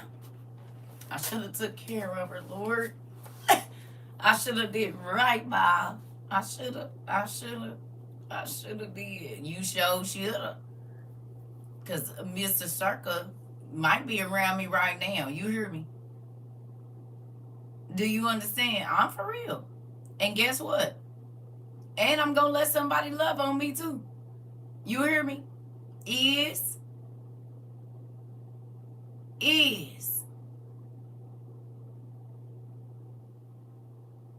Long as he loving on me like God love on me, is. I ain't about to stop myself because that, no. Just because you didn't learn how to love, and just because you don't see value in things that the world doesn't see as valuable, don't mean it ain't valuable. No, I'm not married. Absolutely not. When you done seen the husband? uh, Baby, it'd have been a door opening or something. I'd be like, hold on. Oh yeah, you might not see him, but you will know he here. Oh no, I'm not. I have been. No. Come May, I'll be divorced 5 years and grateful for it. This has been the best 5 years of my life. I was married, and marriage is beautiful, as long as you married to the right person. You can't marry. Right, right. You hear me? You understand? If God don't send him, I don't want him. Because if God sends him, it's not saying it's gonna be. It's not saying that it's gonna be perfect, but it's gonna be better than nothing. You hear me? You said my soon-to-be ex-husband is going to. Girl, yeah. I told that nigga you gonna be looking for me in the daylight with a flashlight, honey. A year later, he was like, I've been looking for you in the daylight, with a flashlight. Oh, I know. You hear me? Listen, ain't nobody got time for that. I'm not. Listen. No.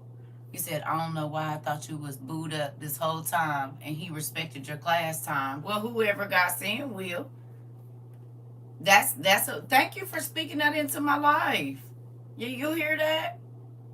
She said, I don't know why I thought you was booed up this whole time and he respected your class time. The right one will, but my ex-husband wouldn't have. He would have been in here ruining his class every time, acting crazy, talking loud, slamming doors just to get some attention. No. I've been in here by myself, and I'm grateful for it, though. You need time to yourself. After you go through a bad relationship or whatever it is, you said gave him way too many chances, but that's the Pisces in me. Girl, don't we? We trying to see the best in people whole time. Our stomach be like, run. You said, yes, we still working on things in our marriage, but God is the key. Well, yeah, marriage is... Okay, look. When you get... Okay, first of all, your house has to be the most important thing. You said, I'm a Leo. That's how I am. Ooh, you a Leo? No, I'm just playing. Oh, Lord Jesus. Listen, where is my fan? That just made my temp... Oh, no. Listen here. No. Move it on. Listen, sorry, Miss Bless. Yeah. You said, oh, not that kind? Oh, okay. Because, baby, listen, you just made the fire shoot up from the bottom of my leg. My little sister's a Leo. Listen, I love y'all. But the one Leo, no. As a Virgo, I have zero tolerance. You said, oh, when they get mad, they be swinging the towel, slapping you. Listen. The night before my ex-husband passed, he was kissing my hand and thanking me for caring for him and our son. Apologizing for the wrong. Ooh, listen. You said, what's wrong with a Leo? I'm not going to say it's anything wrong with all Leos, but there are 3 Leos, not men, 2 women that I was friends with, and 1 Leo man that I had an experience with. That was my first longest relationship. And baby, no. Just not for me, though. Not for me. Not for me. And I'm not saying everybody, because everybody, again, it don't matter what sign you are. It matters about the environment that you were raised in and your life experiences. Okay? But certain people do have certain characteristics, and it's funny because their birthdays be around the same time. I love you, Auntie Ida. I said not all Leos. I'm just telling y'all the ones, the 3 Leos that I allowed into my circle, all of them had the same type of thing going. Two of the people, the two young ladies was like my little sisters. All their birthdays was the 5th, the 6th, and the 7th. They were all different ages. But baby, they stuff, I had the same experience with all of them. And it was mind blowing because I met them. I met one in 2009, met one in 2004, met one in 2010 or 11. And how was it that I had the same? Now, one was a relationship, two was just like my little sisters. But baby, I didn't have a good experience with them. And so you got to think, it's not that I didn't let nobody else come around me that had that same thing going on, but how is all of y'all the same? And I'm not saying y'all, I'm saying the three that I dealt with, like that I took into my circle, they all did me the same way. One I was in a relationship with, two I was just friends with basically. And they all did the same. So I'm not saying everybody. I'm not saying that. But for these three people to not know each other, I mean, they all end up meeting later on. But for them to all do me the same way, yeah, no. And I'm not, I mean, but again, it don't matter who, because I was married to a Pisces. My ex-husband was a Pisces. So I'm thinking, okay, we both Pisces, you know that whole dream world thing. No, it was horrible. Because he was raised different. It does matter about how you were raised or what you picked up on as you were growing. Your daughter is a Pisces, interesting. Do you understand? So even if you take zodiacs out of it, right? It matters about what you picked up in your life. I picked up a lot of traits from different people that I was around. I done told y'all that. I learned how to be a mother from watching all kind of mothers. I learned how to be, now my mama, she wasn't loose and all that stuff. She wasn't doing all of that. But I learned a lot from how to carry myself as a woman with my mom. My mama showed me, you don't be just doing all this and that. You need to not be out everywhere all the time. Everybody don't need, these type things. So, but you can meet another person that's born in the same month on the same day as me and we will have similarities, but because their upbringing was different or life handed them different things, they'll be completely different. So that's why I try not to judge people, on certain things, but certain stuff you be like, what the heck? Yeah, you said I'm a Pisces too. Listen, a person's upbringing definitely plays a factor. Yeah. Okay, so think about this. Remember I told y'all, I said, listen, we are teaching our children relationship, right? We teaching our children relationship, and we've had this class a lot.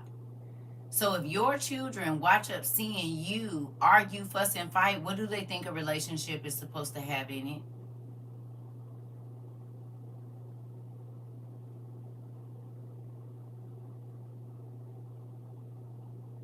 My mom and daddy used to fight all the time. That's what happened when you married. My daddy cheated on my mom, but they stayed together a long time. Auntie. Okay. And so they recreate that in their relationships.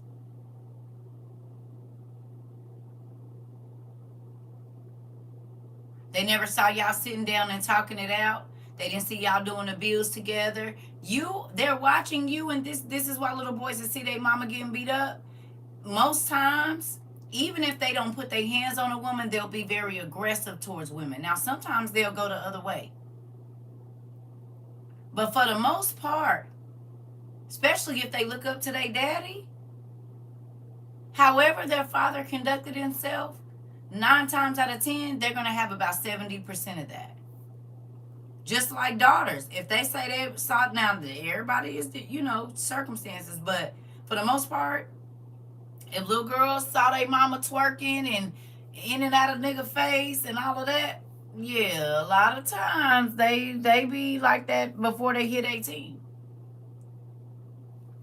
That part, I'm not judging either. My daughters are Leos. Listen, that part. Listen. You hear me? We are teaching our children how to be adults. You said I do this with my son and daughter now. They're 8 and 5. You have to.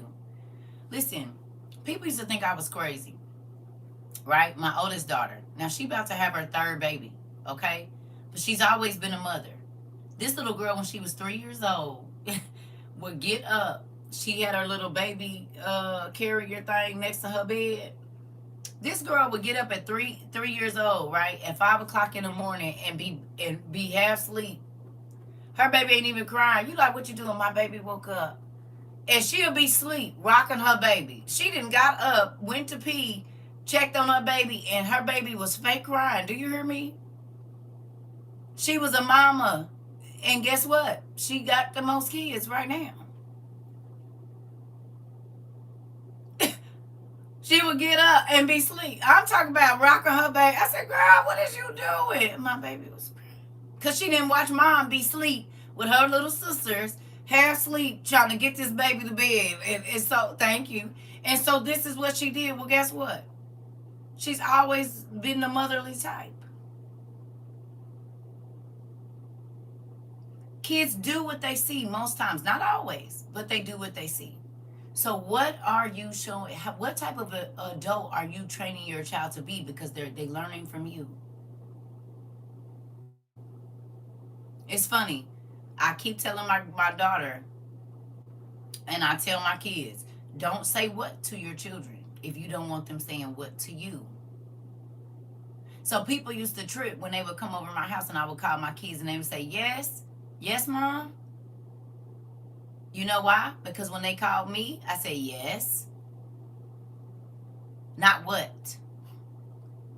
Now I say what because they grown. I'll be like, what do you want? What do you want? But when they was little, I didn't want them saying what to me, so I didn't say what to them. Whatever you say, don't be talking about, oh, they smart mouth and this and that. They talk to you like you talk to them. If you yell at them, they yell at you. If you're gentle with them, they're gentle with you. Don't be talking about, oh, I don't know. No, that's how you do them. My daughter said, now normally when my grandbaby is crying, she'll tell her to go in her room and finish crying, right? Well, when she broke her foot the other day, my daughter said, my granddaughter went in her, she said, Mommy, you okay? And she was still crying. She said she went in her room and closed the door. She said, Mom, I know she did that because when she's crying, I tell her, get away from me. She said she went in her room and slammed the door and left her mama in there on the floor crying. I said, well, don't send her to her room. I told you to comfort her. And see, I mean, she does. But whatever you do to them, she went on away like, oh, she just crying. Because that's what you do to her. And not in a bad way. She will comfort her and stuff. But I said, well, looks like you better get on that, or you gonna be, because what if she do that when you older and don't call the police or the ambulance or whatever? You have got to be careful how you treat your children, because they're learning from you. And I'm not talking about her, because she do comfort her and hug on her, but I told her, pay attention to that. When you was hurt, she checked on you, but then she went on and let you be in there screaming.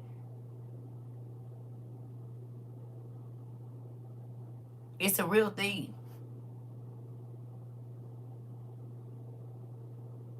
Okay?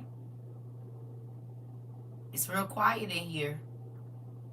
I can feel it. Y'all real quiet. Either y'all sleep or y'all thinking. Which one is it? Because I can feel that.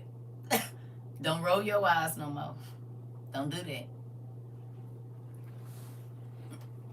You said thinking. Okay. Thinking. I can feel it. It was all warm. I said, no, wait a minute, hold on. You said they say whatever you do, kids pay for it. That's true. It is very true. Thinking, okay, because I felt that. Not thinking how I act a donkey in front of my son. And then you be mad when they do. See? They do what you do. My oldest daughter of Pisces and my other two Sagittarius plus my hubby. And then there's my Taurus, bullheaded. Oh, Lord. My daughter a Taurus. I know. I just got back. I was on the phone with my son. Okay. My mom was tough on me. Now my bro tough when trying to figure things out with her. Yeah? You said I love to see all the parts of me through my son. That part. But people don't think about that. They don't. And then they be like, I don't know why you're like this. They like that because you like that. Your kids are you divided up. So however many times you multiply yourself, they are you. Now, life circumstances and what they go through on their own can change them. But for the most part, your children are you. I told you I tell my kids, y'all are 4 parts. The 4 quarters, I'm the dollar. Because every last one of my kids, they have so many traits in me, it's crazy. And I don't try to, when I see myself in them, I don't let it irritate me. I try to talk to them about it. Some people don't like to see the parts of themselves that they don't want to address in their children, and that's why they treat their children bad. Because they're looking at themselves, and that's the part of themselves they don't want to address. You speaking in truth, exactly how you treat your kids is how they treat you when they get older, and they're going to tell you how you made them feel. Oh, Jesus, too many times. You just made sense to the difference between my older kids and younger ones. Oh, yeah. My older kids say it all the time. Yeah, the girls got it easy. Because when I was young, I didn't want no bad kids. So I was real hard on my older two. A lot harder on them than I was on my younger two. And it's only 6 years between the oldest and the youngest, but I was very, very strict on my older two. I was still strict with my younger two, but I was young and full of fire. And when I said it, I meant it. It wasn't that many chances. And I still let them be kids, but I had to loosen up with my younger two because I realized, I'll tell you, when my kids would do like that, when I would go to touch them or something and they'll cover their face, I said, okay, this is too much.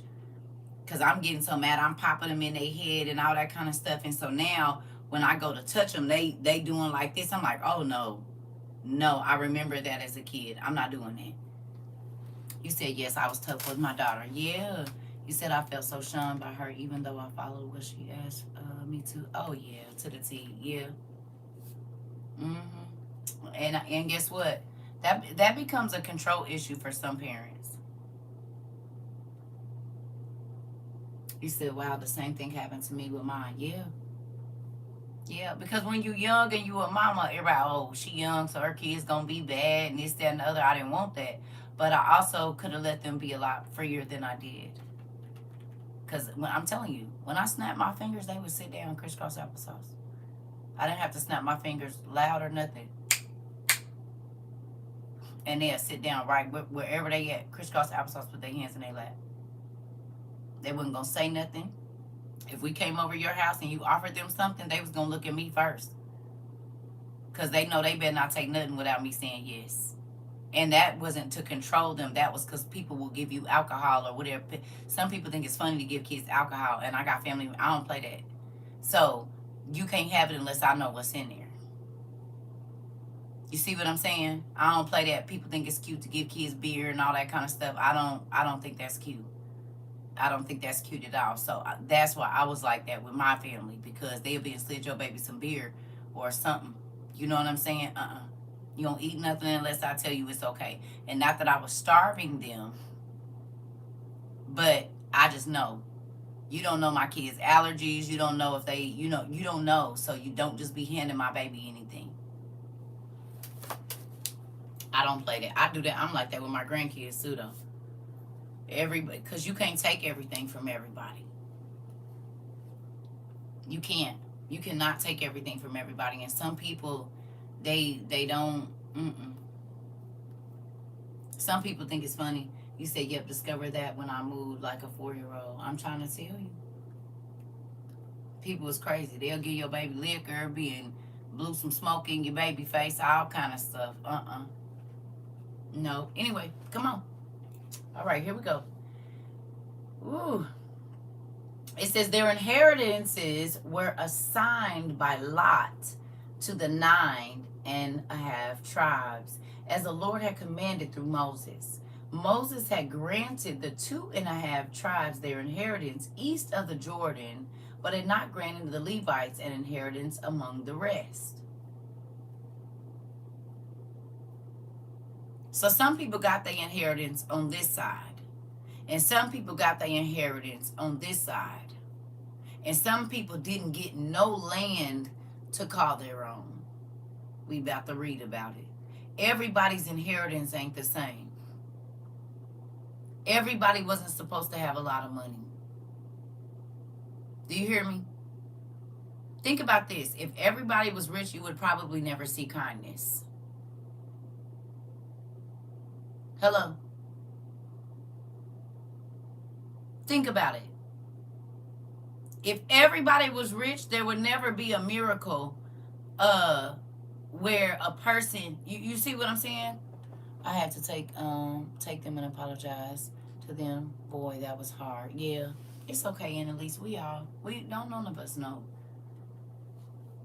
Okay, think about it. If everybody was rich, it would probably, look at how the rich act. I'm talking about the filthy rich. They don't even like us. So you could tell how evil the world would be if everybody was rich. I would not want to live in that world, because it would be cold and callous. No, probably no kindness nowhere. You understand?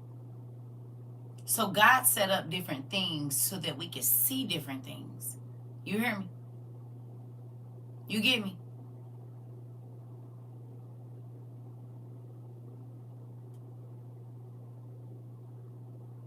It's a real thing. All you got to do is look at how the rich folks act. Not all of them, but they be crazy. You said always. They be crazy.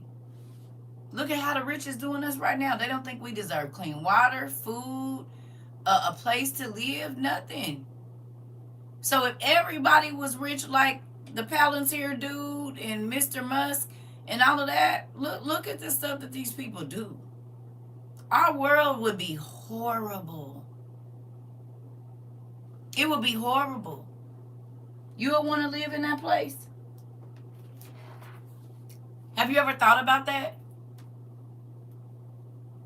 Super rich people are very cutthroat and callous. Baby, they'll kill their own family members. They don't care. For money, for whatever. Look at the boys up in Cali in the 90s. They unalived their parents and then went and was buying Rolexes and stuff. Greed. Yeah. I only want the inheritance God got for me. You hear me? Because the rest of it is, you see? Sometimes we ask for stuff and God knows that if we got it, we probably wouldn't do right with it. You said no, but I was speaking today on how just a little kindness goes a long way, and people don't realize that. I'm trying to tell you. Thank you. I appreciate that. Thank you. Tailor made. Never thought of it like that. I used to want to be super rich to help more people. I get it. But then think about the people that you have to deal with. Ain't nothing wrong with wanting to be rich and helping people. But I'm saying if everybody were, yeah, we would live in an ugly world. They share with their kids how much of an inheritance they would get, and they don't want to wait. And they be trying to unalive them. You said it. I know what you meant. That's why they don't read the will until after. Because it'll start the kids to fighting. I done seen it in my family. Baby, it's like the family, when a person get ready to die, they go like vultures to them, and everybody want to help now, and everybody, especially if the person got a lot, because they be wanting them to leave them something, or they want to get stuff out. Ooh, well, you know, I always loved you. I think I need that couch, and well, what are you gonna do with your car? And oh, well, this and that. I didn't see my family's fighting. No, my family members fighting. No, because my grandmother quilt. She used to quilt. And her quilts used to sell for a lot of money, because literally she didn't sew nothing with no sewing machine. It was all hand stitched. And these cute quilts would be beautiful, elaborate, and huge. People was fighting or stealing quilts and all kinds. I don't want nothing. That's why they used to be like, what do you want when such and such died? Nothing. I don't want nothing. I don't want nothing. Cause the way y'all acting over that stuff, picture books, folks going to blows over picture books and this. Oh no. I don't want none of that. That's stupid. Y'all fighting over all of this stuff for what? I only want the inheritance that's coming to me.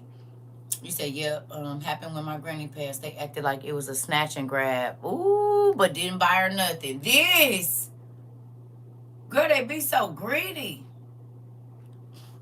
That's what happened when my aunt passed. They wanted everything. I'm like, just give me the moo-moos. Come on. I'll be telling them I don't want nothing. I don't even ask for the obituaries no more. I don't even ask for obituaries no more. I'm just gonna remember them how I remember them. Mm-mm,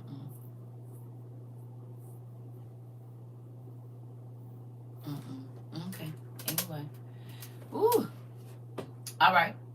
It said Moses had granted the 2.5 tribes their inheritance east of the Jordan, but had not granted the Levites an inheritance among the rest. For Joseph's descendants had become 2 tribes, Manasseh and Ephraim. Now listen, who realized that the Egyptians have a line of half Hebrew, half Egyptian bloodline?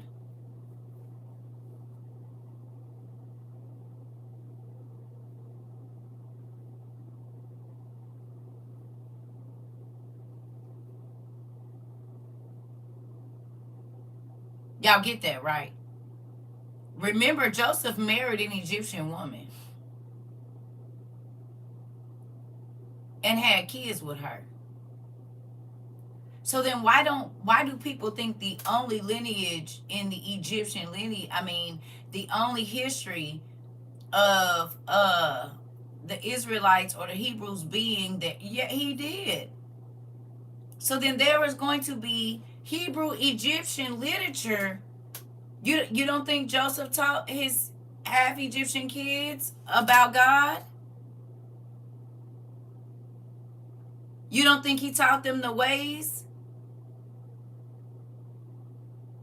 So when people say you shouldn't go looking in Egypt, no, you shouldn't worship the gods that Egypt worship, but there is more history other than the Hebrews in slavery in Egypt. Jesus was in Egypt. We know a lot of people went there. And the Egyptians, a lot of times, loved the Hebrews that used to go into there. They studied with them. They took care of them, all this stuff. Okay? You think God didn't know that Joseph was going to marry an Egyptian woman? You know what that did? That gave them inheritance from the Egyptian bloodline as well.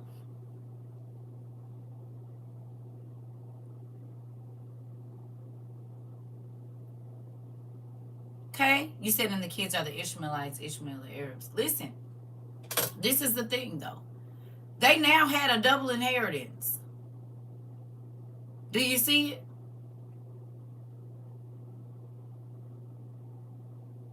Because he married Potiphar's daughter, I believe, or Asenath, Asenath. So she was Egyptian royalty. So there was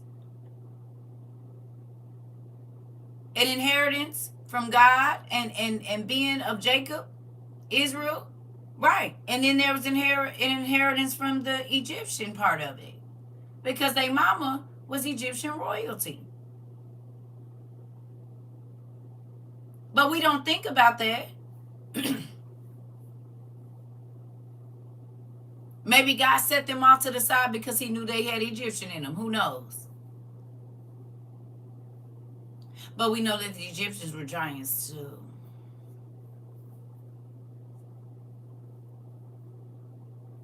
We know that Joseph and his brothers were giants as well.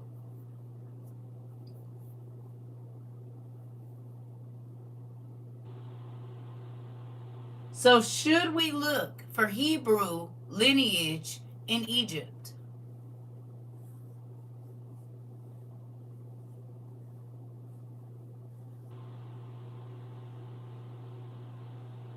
What was Joseph's name in Egypt?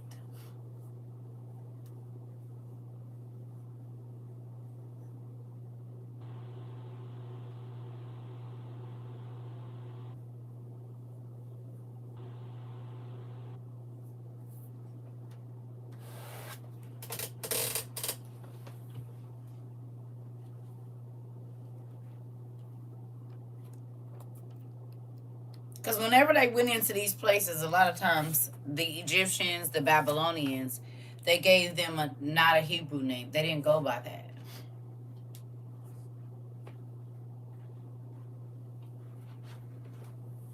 So what was his name in Egypt? Moses got another name when he went there as well. It's other people. What did the Egyptians? They called him Joseph.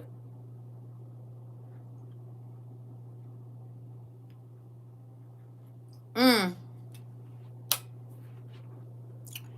Zaphnath Paneah. We wrote this down before, didn't we? Did you get that from your notes?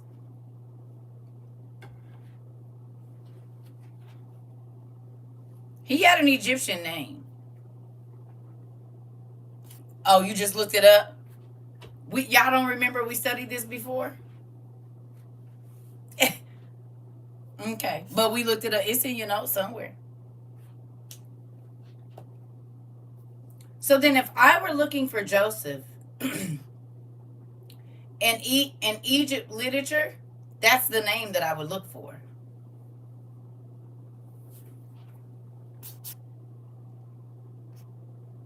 Zaphnath Paneah.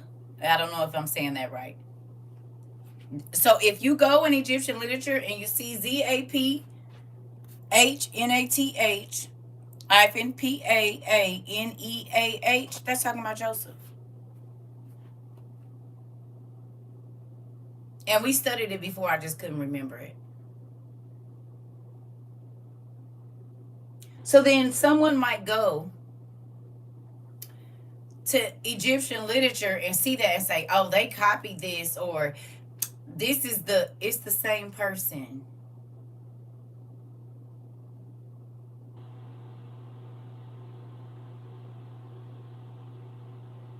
It's the exact same person. That's why the story is the exact same. Hello.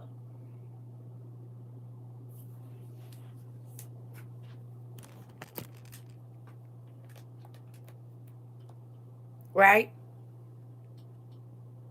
Do me a favor. Go look and see if you can. Not they recording us. Go look and see if you can find something real quick about him. Go see what stories they got in Egyptian literature about him.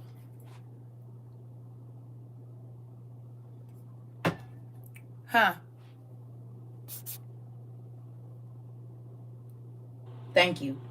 Go look and see what you can find about Zaphnath. I believe that's how you say it. Zaphnath. I think Paneah. Go look and see what you can find and see if that story lines up with Joseph's story or if it's similar. Because a lot of times, again, like I said, people be like, oh, they got the same story. They stole it. It's the same person. They went into captivity in Babylon. You don't think just because they went to Babylon, their life didn't change. What they went through prior to going to Babylon was their story. So even if their children and their lineage had to be raised in Babylon, Papa was still going to. It's just like my family came from the South, okay? I get to hear the stories about my grandfather and them in the South. I didn't live in the South, but I know all of the stories from my grandfather and his million kids living in the South. My mama lived in the South, but she didn't have us in the South. She had us in the Midwest, right? Then I had my kids on the West Coast. So we came all the way from down south, okay? Like the Virginias and all of that over there, all of that, the Carolinas, all of that, okay? To the Midwest. And then she migrated to the West, and all my kids were born on the West Coast, but they lineage is from the South. Well, I have one grandson that was born on the West Coast, and all my other grandkids have been born in the Midwest. You said, as Zaphnath Paneah, he was put in charge of the nation's grain supply during the years of abundance to prepare for the coming famine, ensuring sufficient store for the population. There it goes. 7 years of famine. The good and plenty. Boom. And so somebody would say, oh, they stole this from the Bible. No, it is the Bible, crazy. You said, me too. I'm from the West Coast and was raised in the Midwest and went to the Carolinas to meet my dad. Here we go. See? See? You said, was an Egyptian name given to Joseph by the Pharaoh after Joseph successfully interpreted the ruler's dreams. Right. So, Marquise, if you go to Egyptian literature, we just don't use this because it's right here. Right? It's the Egyptian Book of the Dead. Right? And I'm not saying it is. But there's going to be a story. Where does it say Joseph was buried at? Huh? My book didn't do it. I need to get some oil. See it? This why I don't see all them finger, that oil on there? Them is all mine too. I can't even blame nobody else. But y'all see them oil marks? This is why I didn't used to touch my books without no gloves on. That's oil. You see that? That's that messed up the leather. Them is all fingerprints because I am an oily person. I'm going to have to wipe this down. Because it's like fading my book. Okay? So this is why the devil don't care about having y'all argue about whatever if he know you ain't did your research.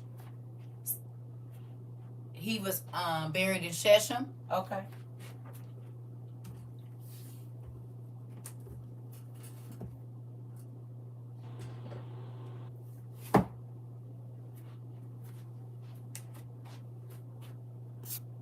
Interesting. Okay. You said the name mean God speaks and he lives. Interesting. So the Egyptians gave him a name that mean God speaks and he lives. Interesting. Interesting. Now you see though why we don't argue with folks when they be trying to say who stole what. Because at this time there was not only Hebrew scribes. There was Japanese scribes, Chinese scribes, Arabian scribes, everybody. The same way that we get the news, they had people that was riding around giving the news out. Remember, they would pull out the scroll and say, hear ye, this is the decree, blah, blah, blah, blah, blah, or the war is going on. Is y'all getting with us or what? It was the same thing back then. They had information highways as well. Okay? So you can't even find all of Joseph's history in Hebrew literature, can you?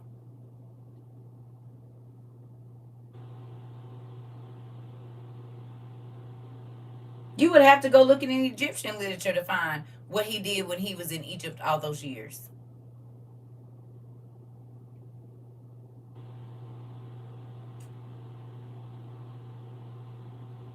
Because they're going to have an extensive record of what he did when he was in Egypt.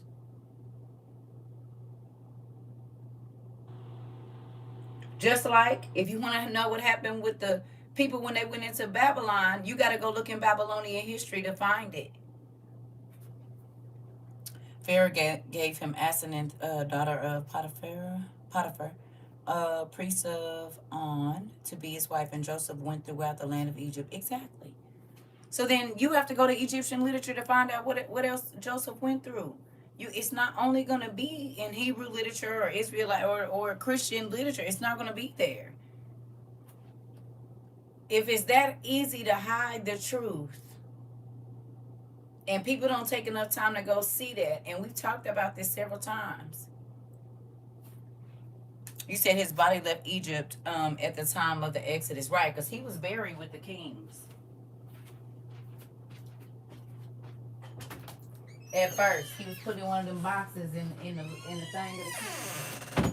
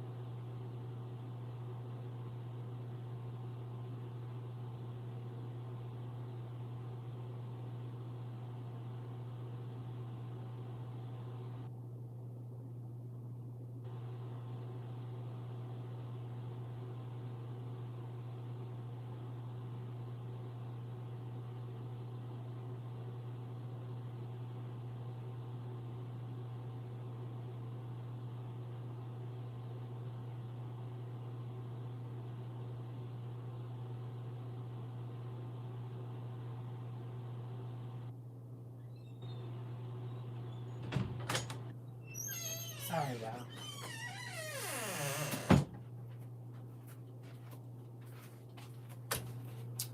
All right. Here we go. I'm gonna let y'all go here in a minute so y'all can go get back in the bed because I'm about to. You found the Reveler of Secrets. Interesting. Interesting. The Revealer of Secrets, I'm sorry. But do you see how easy it's been for the devil to keep us arguing over what's right and what's wrong instead of understanding? Huh? You get it? The devil got people fighting over Egyptology, Hebrew, this, that, and the bloodlines have been mixed a long time ago.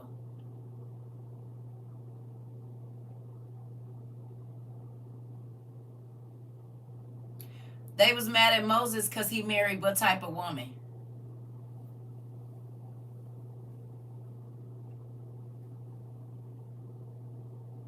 Miriam was mad at Moses because he married what type of woman?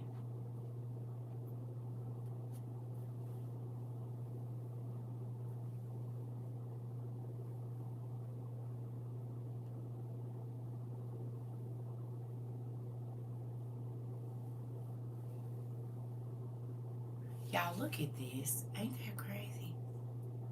I need to do my hair. I'm doing my hair. An Ethiopian woman. So Moses married an Ethiopian.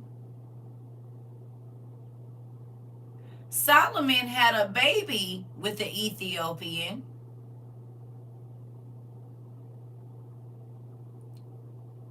So we know for a fact that Ethiopians are a part of the Hebrew bloodline. Yes or no? Menelik was the child of Solomon and Bathsheba, the queen of Ethiopia. So several times in the Hebrew line, they went and got an Ethiopian woman. Who has the oldest canon in the world?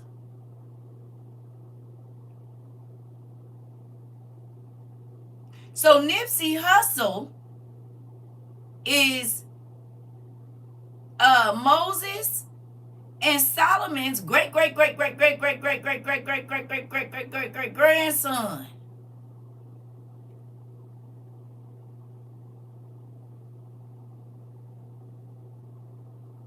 When they say this person took a wife of this, that means that there's going to be Hebrew culture there. Thank you. You hear me? Exactly. Exactly. So understand, that's Hebrew bloodline. Not just one, but a few.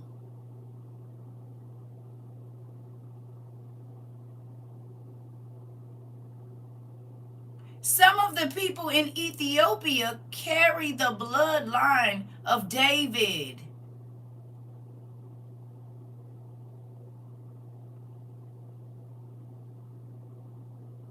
Period. And Moses.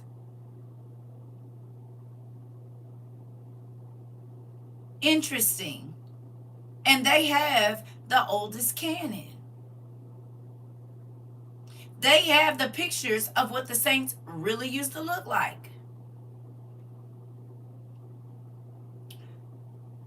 They priests be and kings be decked down with gold everywhere, because that's Solomon's gold, the gold he sent back with Bathsheba. What's her name? Candace.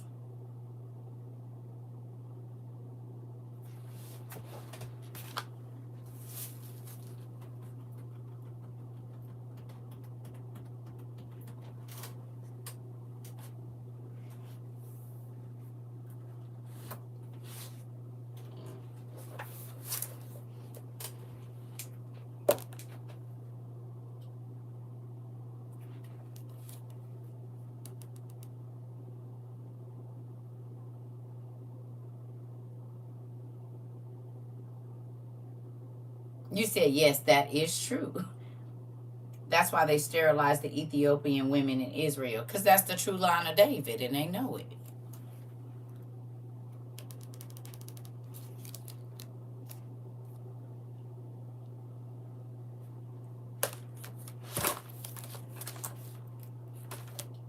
Yeah, they know. Listen, if you do the research on who married who, you'll understand why there's a lot of genocide in certain countries.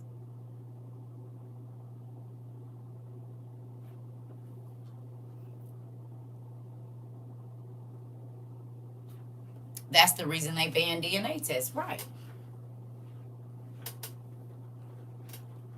That means the people in Ethiopia are in Jesus's bloodline. Hello. I literally just picked that book up before crawling into bed. Are you serious, Auntie? Give me a kiss, Auntie. Mwah! You see, we is family for real. Yeah. Most of the countries where they're going in and unaliving everybody is because these people are in the bloodline of the Savior.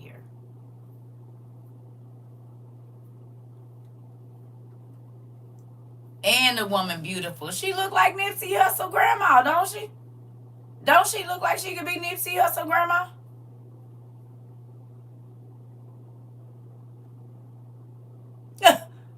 She look, that's Nipsey face.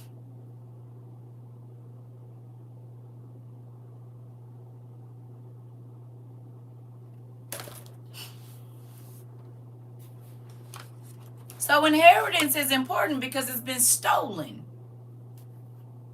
Just like they said, most of the slaves spoke Hebrew. How? If they all came from different places in Africa, no, they was already here. Okay? It wasn't that they couldn't read or write. They didn't read or write English, but they spoke Hebrew. On the slave graves is Hebrew writing.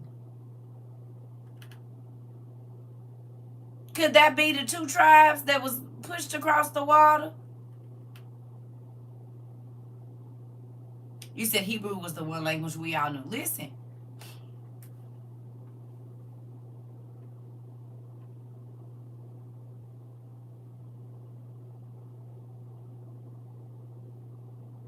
Because how would they be speaking Hebrew over here? And it was the people that got here prior to them being here. And we got books to prove that. That when the folks in 1500 and 1600 was sailing around every island and every landmass they went to, it was niggas there. They are both related to Solomon. Yeah. Yeah. Ain't that crazy?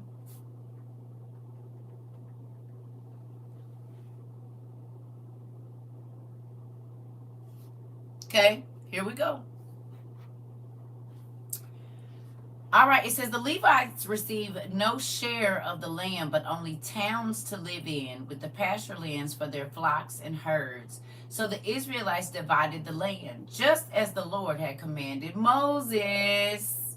Now the people of Judah approached Joshua at Gilgal, and Caleb, the son of Jephunneh, the Kenizzite, said to him, "You know what the Lord said to Moses, the man of God at Kadesh Barnea, about you and me. I was 40 years old when Moses, the servant of the Lord, sent me from Kadesh Barnea to explore the land. And I brought him back a report according to my convictions. But my fellow Israelites who went up with me made the hearts of the people melt in fear. I, however, followed the Lord my God wholeheartedly.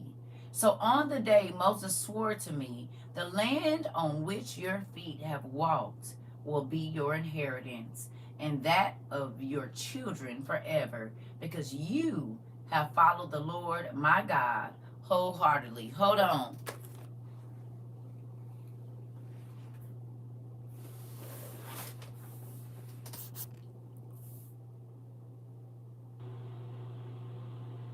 Don't be annoyed.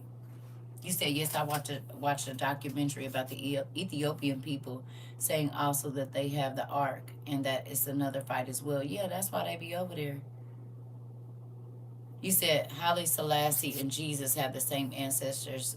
Yeah, he's Jesus' cousin and he is called the Lion of Judah. The Rastafarians mistakenly revere him. Listen, but these are things that I've studied, y'all, because he was a modern connection to the Solomonic dynasty. Right. Listen, that's why I said I believe in my heart and Nipsey Hussle looked like Solomon.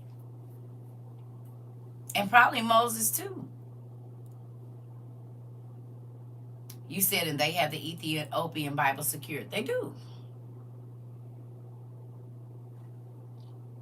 And Nipsey Hussle was a very nice looking man too.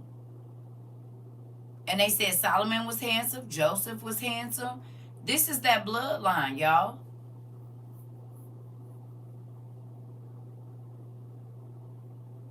Hello?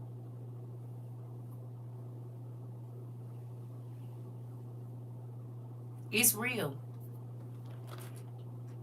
Okay? People don't want to believe it, but it is very real. It's the reason certain people are persecuted. And it's mostly people of color. And it's because they know the truth. They know because they have access to all of the old. They know. It was pictures drawn of the kings and stuff then. That's why they had to whitewash everything. Straighten the hair and all this stuff. Not that, I mean, it wasn't straight hair black folks. We still got straight hair black folks. When I was in Israel, the photos of Moses were all black men. Come on. Look at that. Y'all heard what Auntie said? She said when she was in Israel, all the photos of Moses was a black man. But how we see him on TV.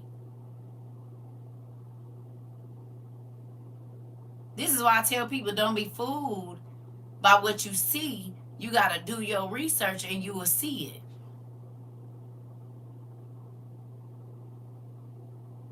Pale as day. How do they show the Egyptians? Pale as day. We know them Egyptians didn't look like that. Not living in the middle, that close to the equator, they didn't.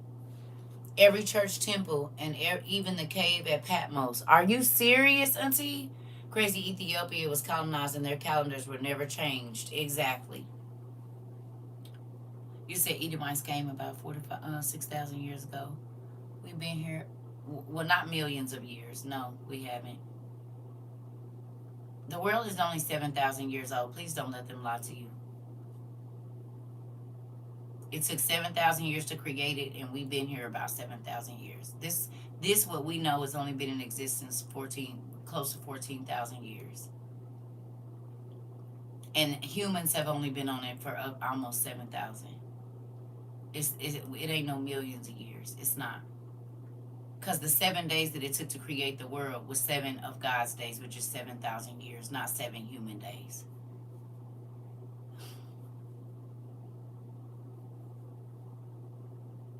Seven days of God's time is 7,000 years. And he said the 8th day is going to be a day of rest. That's going to be that period of 1,000 years that nothing is moving. Yeah. That carbon dating stuff, that's all lies. It is. It's only been 7,000 years. I have black Jew ancestry. 2 of my ancestors' main history is black Jews. Interesting. You said I look for the picture of Moses in my old home. Thank you, Auntie. Yeah, this earth is about 14,000 years old total. Men been here 7,000. Close to it. Because we getting, and 8 is new beginning, so it all makes sense. The flood was 5,000 years ago. Jesus was here about 2,000 years ago. And remember, God told Adam, in the book of Adam and Eve, 5,500 years from him to Jesus. The flood was at like 1900 to 2300 AM or whatever you call that. So it was only roughly 2,000 years after we was on earth that the flood happened. Then it was another 2,000 or so years to Jesus. It's only been 2,000 years since then. 2,300, give or take a couple hundred years here or there. We getting close to 7,000 years. And it's crazy because how many years is the tribulation?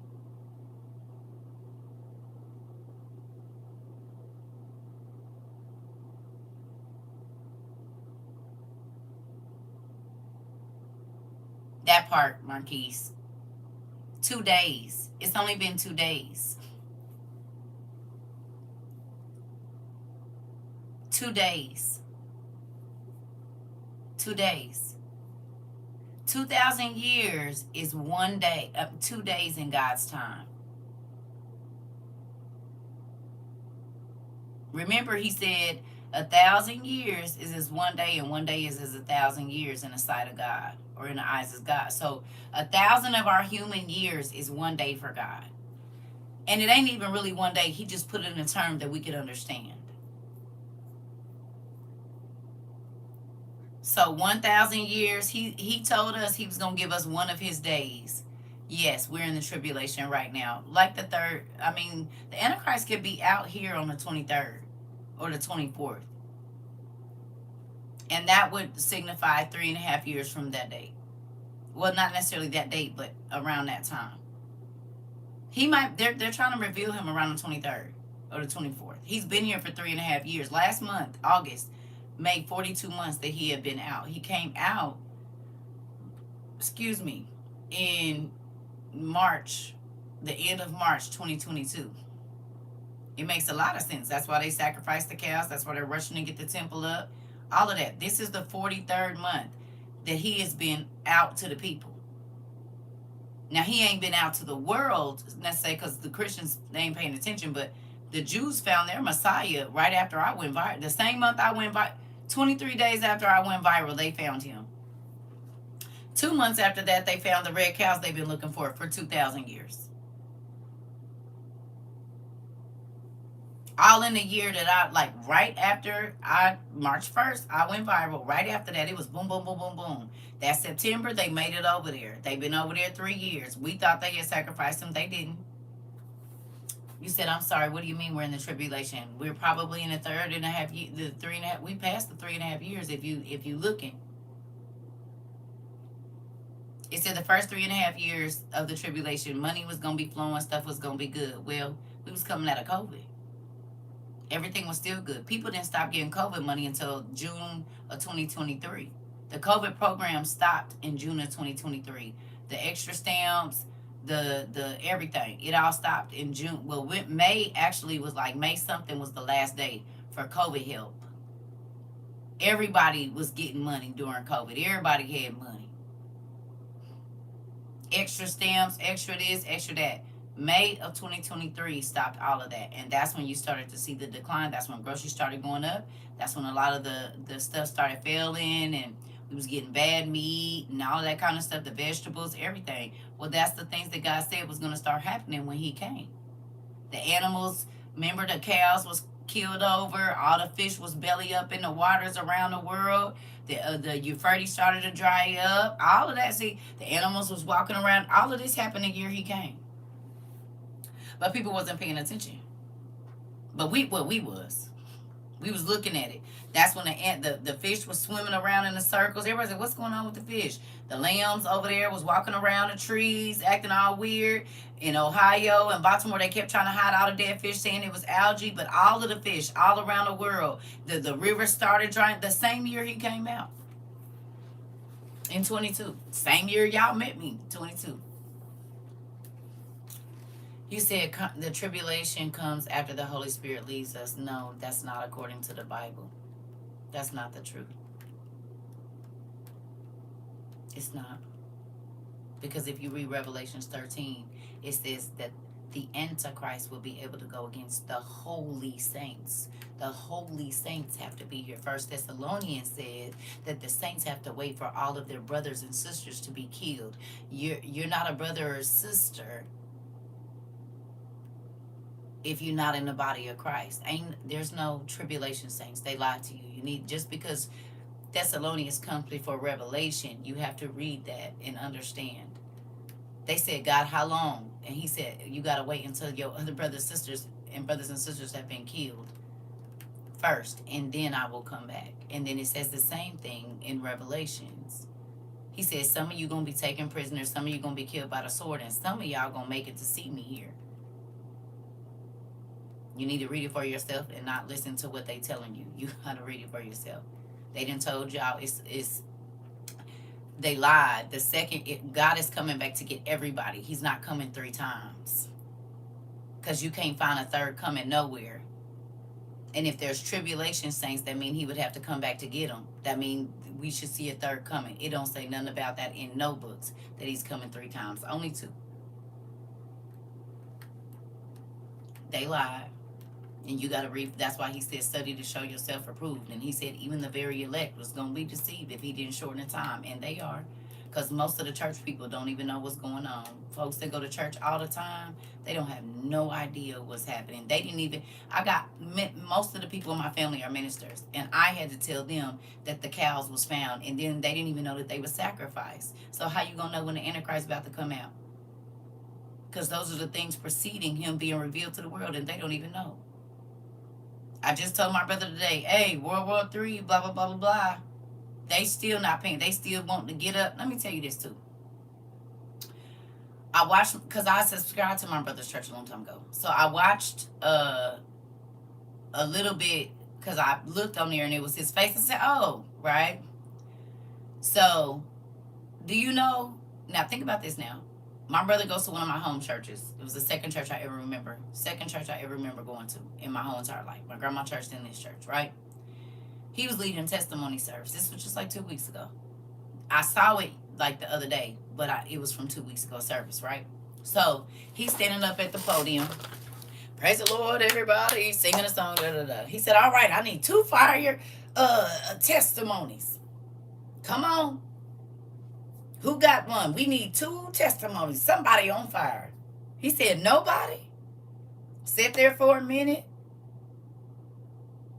All right, well, I'm going to testify then. It's at least 100 people in that church, probably. Nobody, we can't even get in class good without somebody telling a testimony over here. Can you just hold on? Just wait a minute. I know, sir, I got to tell you. Let me tell you the testimony. Let me tell you what happened. Y'all, girl, I said, he sat there for a good 2-3 minutes waiting on somebody to stand up and testify. He said, saints, we ought to be happy. God been good to us. I want to thank God for having breath in my body and this, that, and the other. Baby, we can't get in this class over here on the internet without telling we're going to hear a testimony, a good one, every single day, several times a day.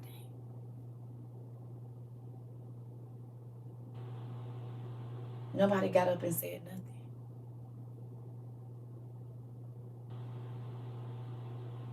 They still, I could almost say word for word what he was going to say with his, I give honor to God, da, da, da, da. I remember it.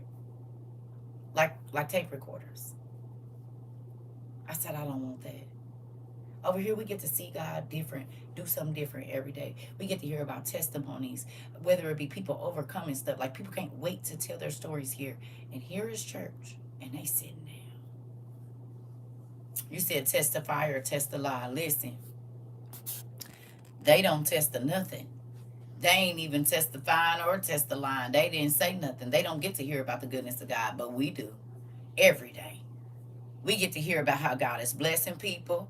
You said, you're right. I thank you. I just looked it up. I'm trying to tell you. Think about that, though. How many people, thank you, don't know we are in the tribulation, but God said that would happen. He said they rocked to sleep. The church is rocked to sleep. I'm telling you what I know.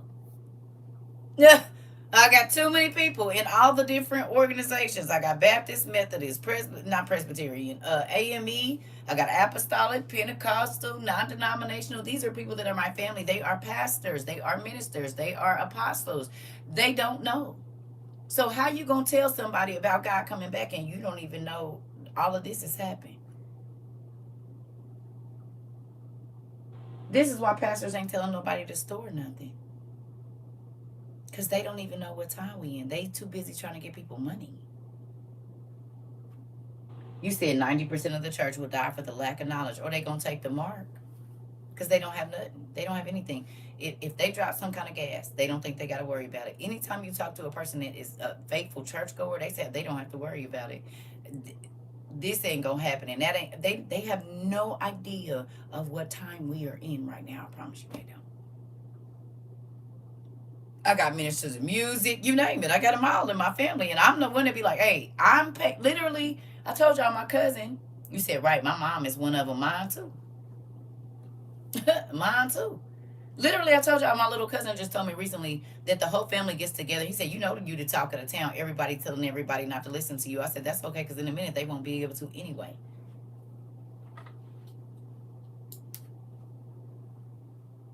I need to charge this. Hello, WOIUers. How y'all doing today? All right, y'all. We moving out. Everybody get ready. Start packing up your camps.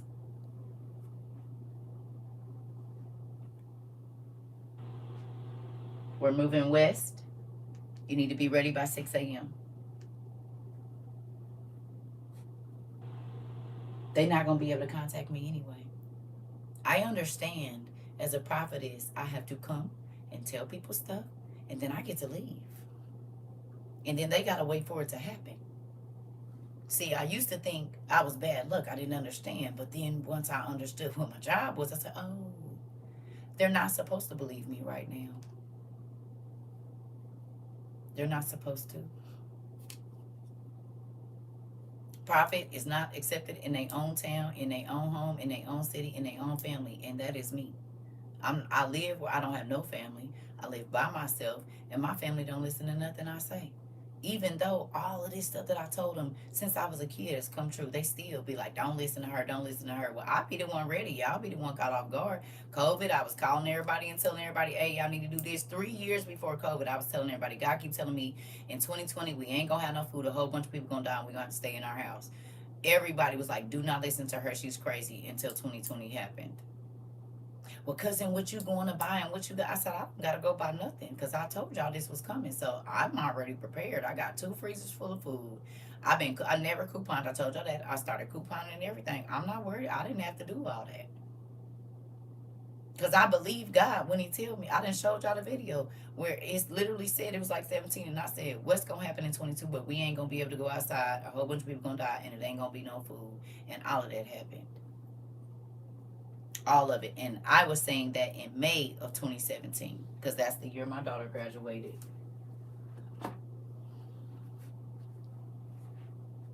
The pastor is offering to play. Listen, I know that's all they want is that money. And ain't that crazy?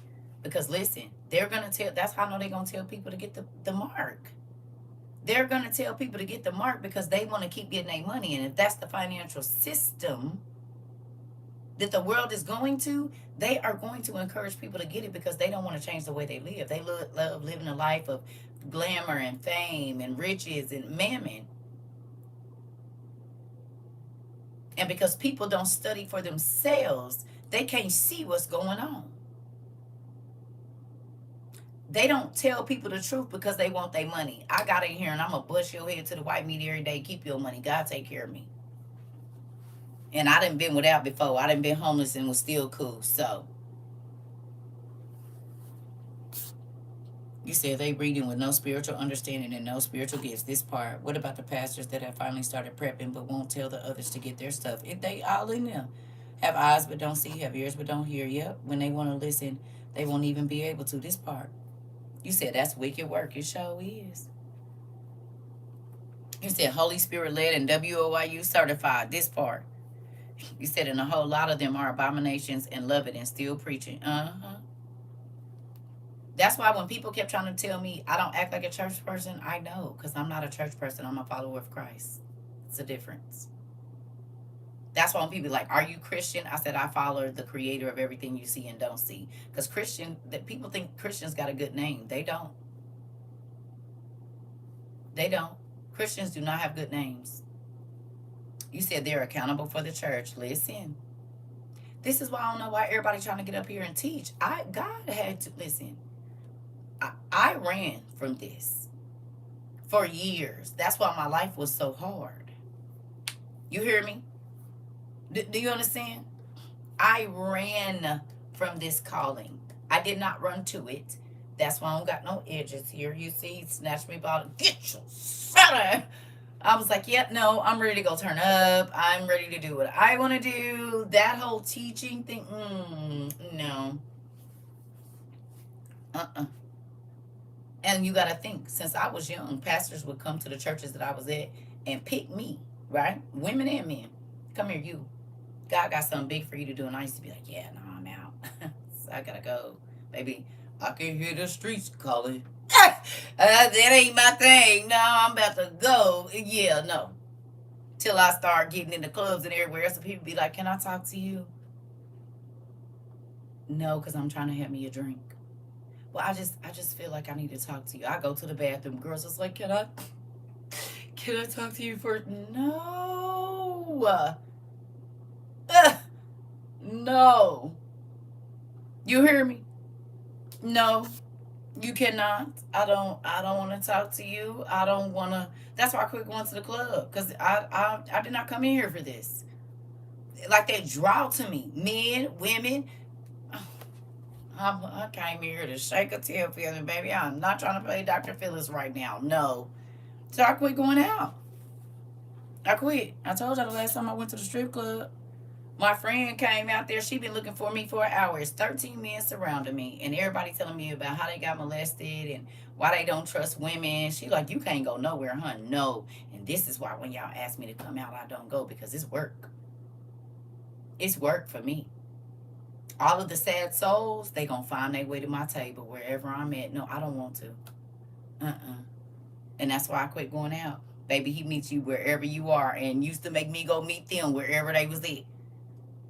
Take somebody to the liquor store. I ain't even getting nothing. Here comes somebody to the door. How you doing, baby? Can I talk to you for a minute? What's going on, Unc? I'm having a hard time. He ain't even asking for no money. I'm like, oh, Lord Jesus, here we go. I'm gonna stay in the house. He said, love you. I've been wondering why God is moving me solo, just waiting to find my right place. So every time I write a book, I'm in a new place. Come on, that part. Yeah, most of the people that got used, he didn't let them get comfortable in one place too long. Think about it. The Israelites were nomads. At first, they was all over the place. Moses had to be out and about. Abraham, all of the people that got used, they had to be away from their family in another state where they don't know nobody, in another country, and then God will give them favor there. I'll take my favor in another country for 200, Alex, instead of staying with my family members. Turned into a whole therapy session, girl. That's why I don't go out no more. That's why I don't go nowhere. I be in the house. Cause it ain't gonna work. It don't matter where I go, and that's why I be like, no, I'm gonna stay at the crib. That's why I used to be like, who gonna be there? Who all gonna be there? I need to know, because I'm an empath first, and all of that energy, I be exhausted when I get home. So I just be by myself. You said I never needed a group approval or acceptance. Haven't. So true. You said I see when leaving home is needed. Listen. That's why I don't go nowhere. I be at the crib. I'm cool. I don't like a lot of people being around me anyway, because folks is weird. I don't care what nobody say. People don't be in debt with their own issues, and they be trying to, like, I used to think it was a curse and a punishment. Now I realize it's being set apart is a blessing. Yeah. Man, if I had to stay around my family, I probably would have unalived myself. I was already trying before the age of 10, so yeah, I probably wouldn't even be here. If God didn't snatch me away from my family, I would not be this person. I'd be very judgmental, very materialistic, messy. They still like that too. All of them still do the same thing. All of them. I don't want no parts of that. Listen, I was praying for a lady in the middle of the Walmart. Yeah. And my family used to call me naive, which is crazy. And they the ones with smoke screens over their face. What's the names? Covering their eyes. They can't see. That's why I said it. Most of my family is in church, y'all. But I don't know if they're in God. I just needed to get some medicine. Girl, I'm telling you, that's why I go to the store. If I'm going to go in the store, I go early in the morning or like late at night when it's about to close. Because most people go through there at a certain time. I be trying to be in there when the old people in there. They ain't bothering nobody. They go in there, get their groceries, and get out. That way I ain't got to talk to nobody or nothing. And I walk real, real fast. Real fast. So I'm in and out 20 minutes tops. And I didn't fill this basket up and scanned everything and got out of here. I do not be trying to talk to nobody when I'm in the store. You said being around family that don't understand makes you feel like dirt so bad. It sure do. The run walk. Yeah, I walk fast anyway. So, and it ain't even, nothing I try to do. It's just natural. Because in my family, my aunties, they all walk fast and they believe you. So you better learn how to get them little legs moving. God has given me wisdom in the way of intentions of the heart posture. So I've been telling people check their heart intent towards God and people, yeah.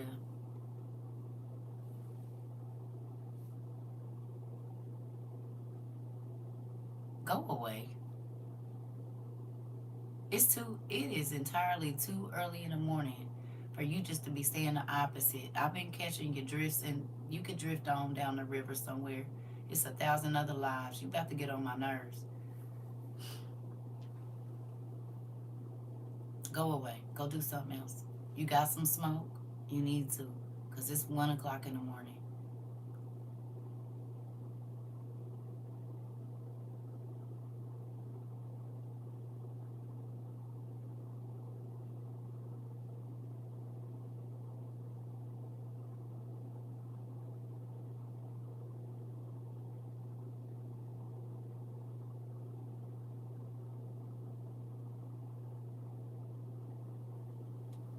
Thank you. I be wondering how people be agitated. You can't have no legs or nothing to lay up next to if you be on the internet trying to argue with people in the middle of the night.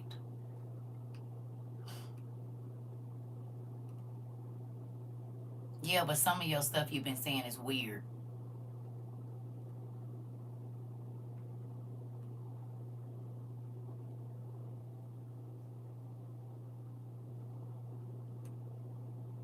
You be too early in the morning.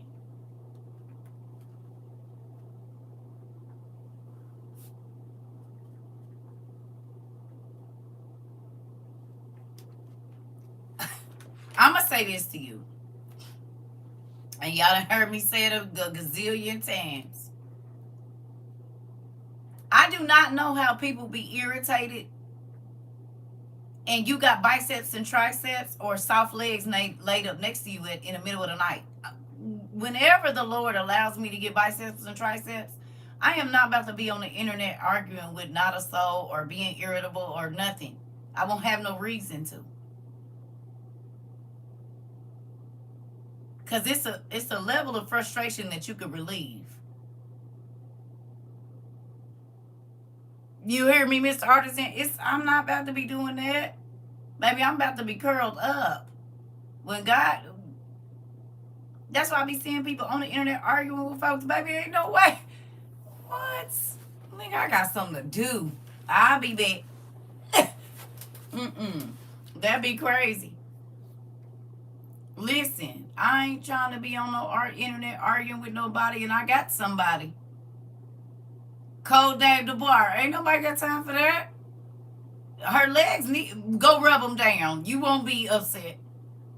Put some lotion on her booty or something. It'll get you together. Like, I don't know, but people be, for everybody's lives to be so amazing, especially if they got somebody, baby, you ain't got no time. Woo! I guarantee you this, it won't be none of that. You said, yes, all wrapped around them biceps and triceps, getting the pressure of the world taken off of me. I'm trying to tell you. Baby, listen. Got some pressure I need to relieve. But do you know how to undo this pipe? Folks be talking about their life so great, but they sure do be stressed out. You ain't getting enough something.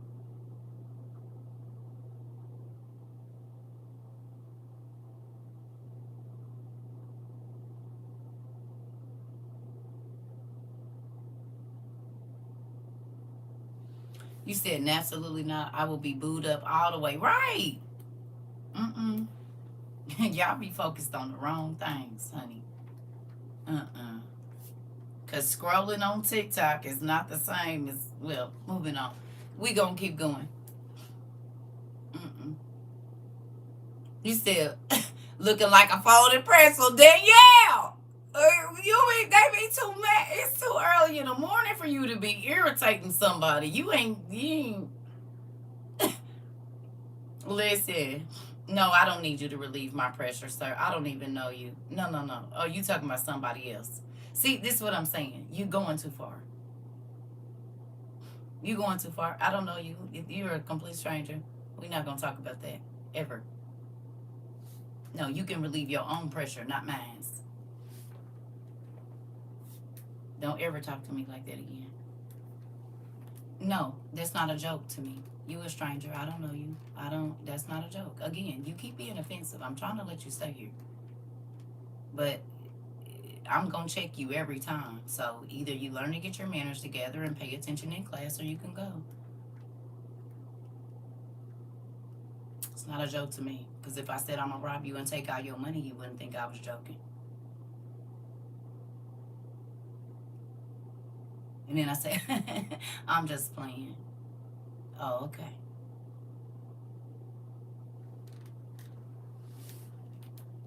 Get your life now.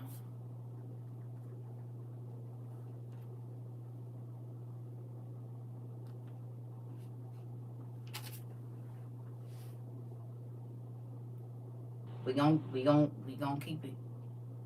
Good morning. It's too early in the morning for that. Let me hurry up and get off here. Moving on. Anyway,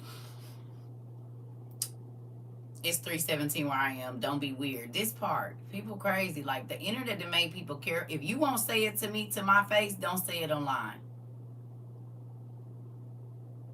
That's what people need to realize. If you will not say it to a complete stranger, okay, to their face, you don't say it online. And I don't know why people think it's not as offensive, but I don't say nothing to nobody that I won't say to a person in their face.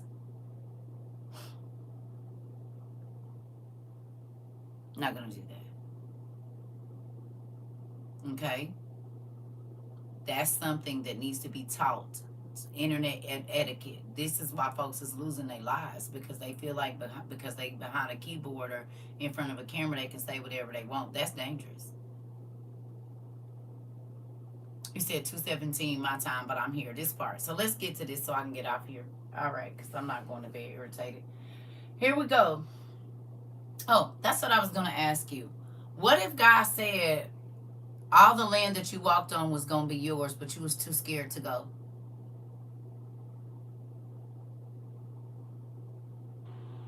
Raquel, thank you.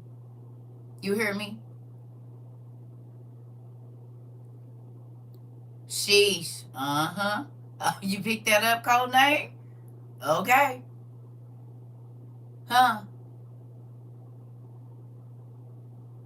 What if God said the unknown that you don't know about, you don't know what's over there? If you go over there, every single place that your feet touch, I'm going to give it to you. But you too scared to go because you don't know what's over there. Amanda, think about what this man just said.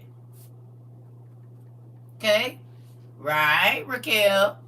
A lot of times we be mad, and whole time it's because we ain't went. You said read Joshua 1. We were just reading that. Listen, we in Jeremiah 14 right now. I probably would have did it just to see, knowing me. I would be freaking out excited. I'm going to, okay. So look, go back up here. We had Jeremiah 14. Jeremiah 14. Okay, so look. So on that day, Moses swore to me, the land on which your feet have walked will be your inheritance and that of your children forever, because you have followed the Lord my God wholeheartedly. Now then, just as the Lord promised, he has kept me alive for 45 years. I'm 45 right now. Since the time he said this to Moses, while Israel moved about in the wilderness. So I am here today, 85 years old. I am still as strong today as the day that Moses sent me out. I'm just as vigorous to go out to battle now as I was then. So hold on.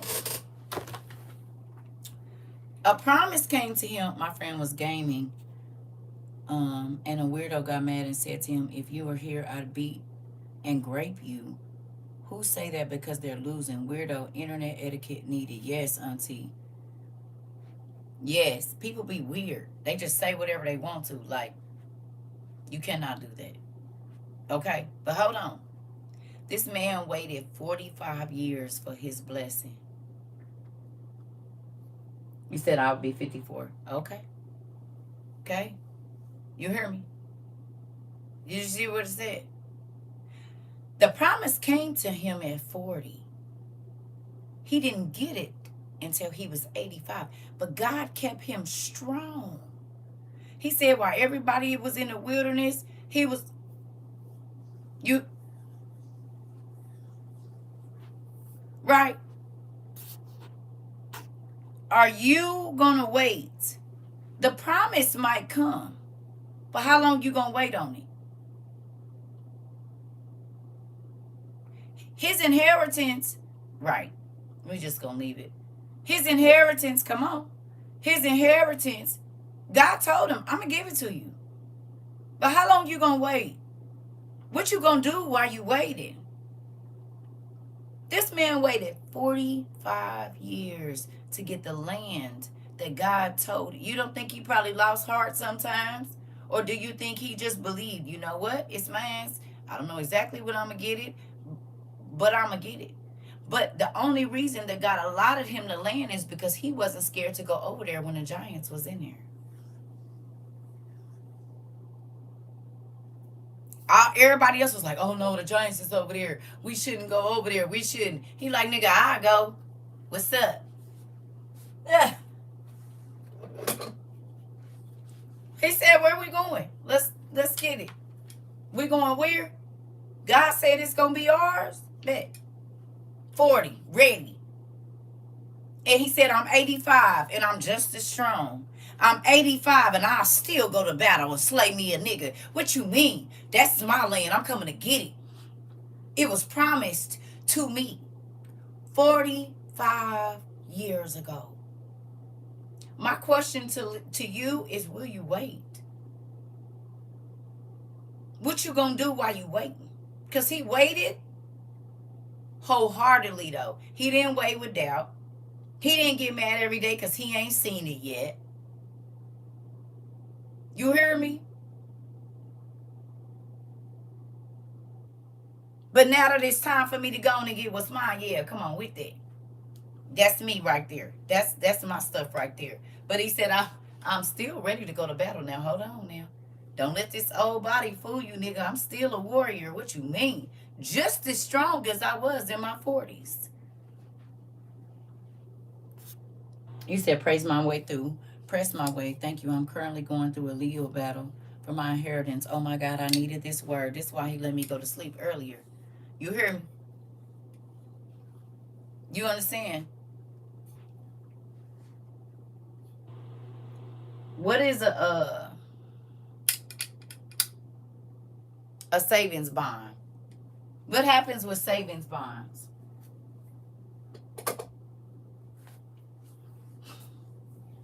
Tell me what happens. People used to buy savings bonds for their children when they were little. Why would they do? Why did they do that? They would buy like a $50 savings bond. They mature over time. What does that mean?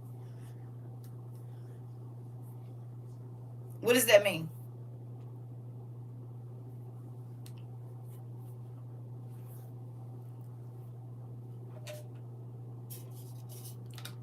For increase later. The value goes up. So that child don't even know that they have money building for them. Okay?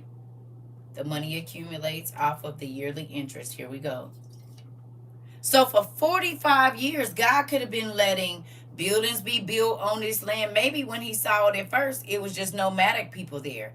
But 45, we already know. 45 years later, there could have been cities and roads and banks and restaurants and all of these things that were not there 45 years ago.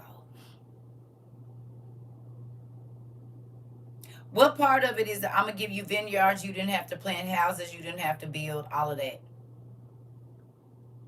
That means God has already given it to you, but he going to let somebody else go build it up and then turn around and give it to you. I wait faithfully. My dad always comes through no matter how long it takes. Dad always come through. He do, auntie. He do.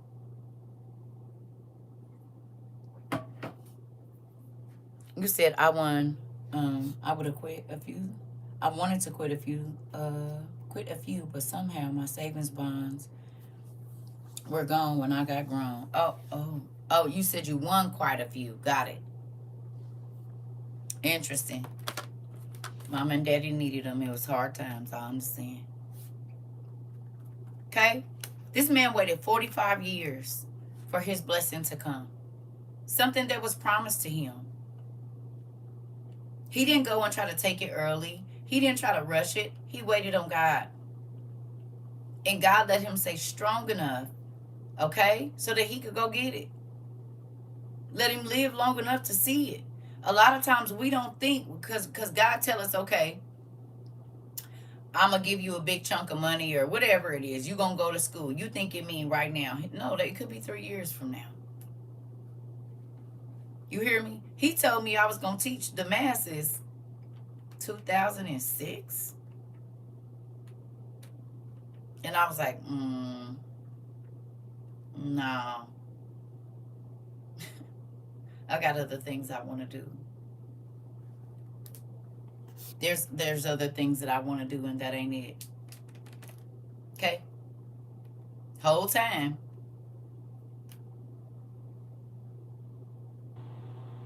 It didn't come till 20 years later, almost.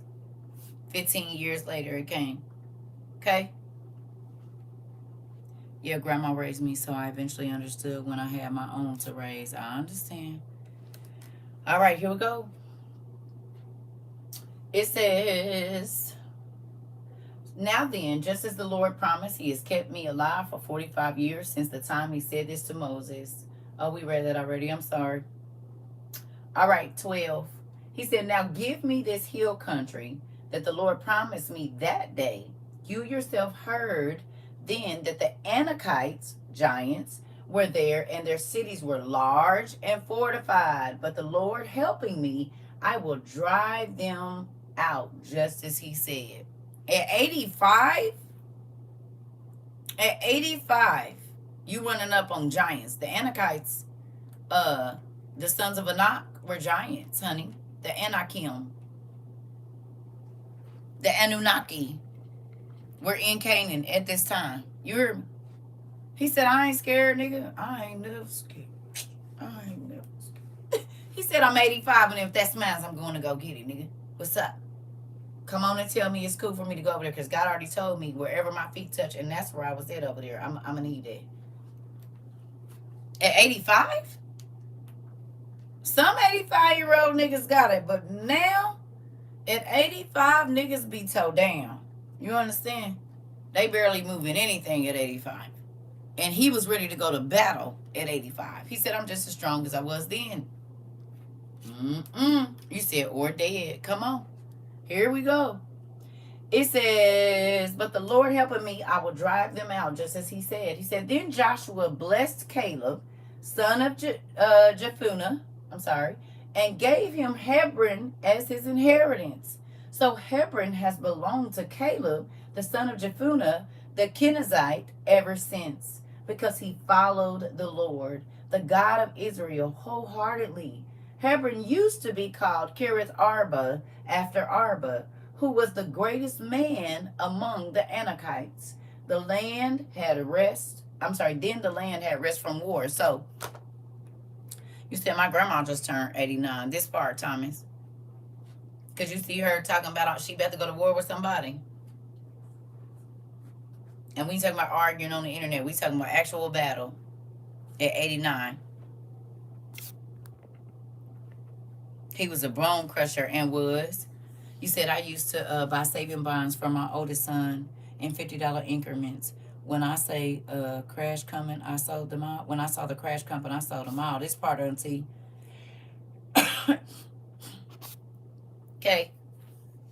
So think about this. My question to you again is, will you wait? You don't know how long you're going to have to. But if God has told you it's yours, it is. It is. Can't nobody take your inheritance that God gave to you. They can't take your blessings. You have to give those things away. Okay? That man waited 45 years to get the land he wanted. But he was bold enough when he was 40 to go over there and fight for it, or to go scope it out and see. Some of us want God to bring everything to us. You ain't willing to move. You're not willing to go anywhere else and see anything else. You only gonna do what you know. And be mad because you don't see nothing else. Well, how can you if you won't get up and go nowhere else? How can he give you mansions and all of this? You haven't even done the research on what it's gonna do to keep it up.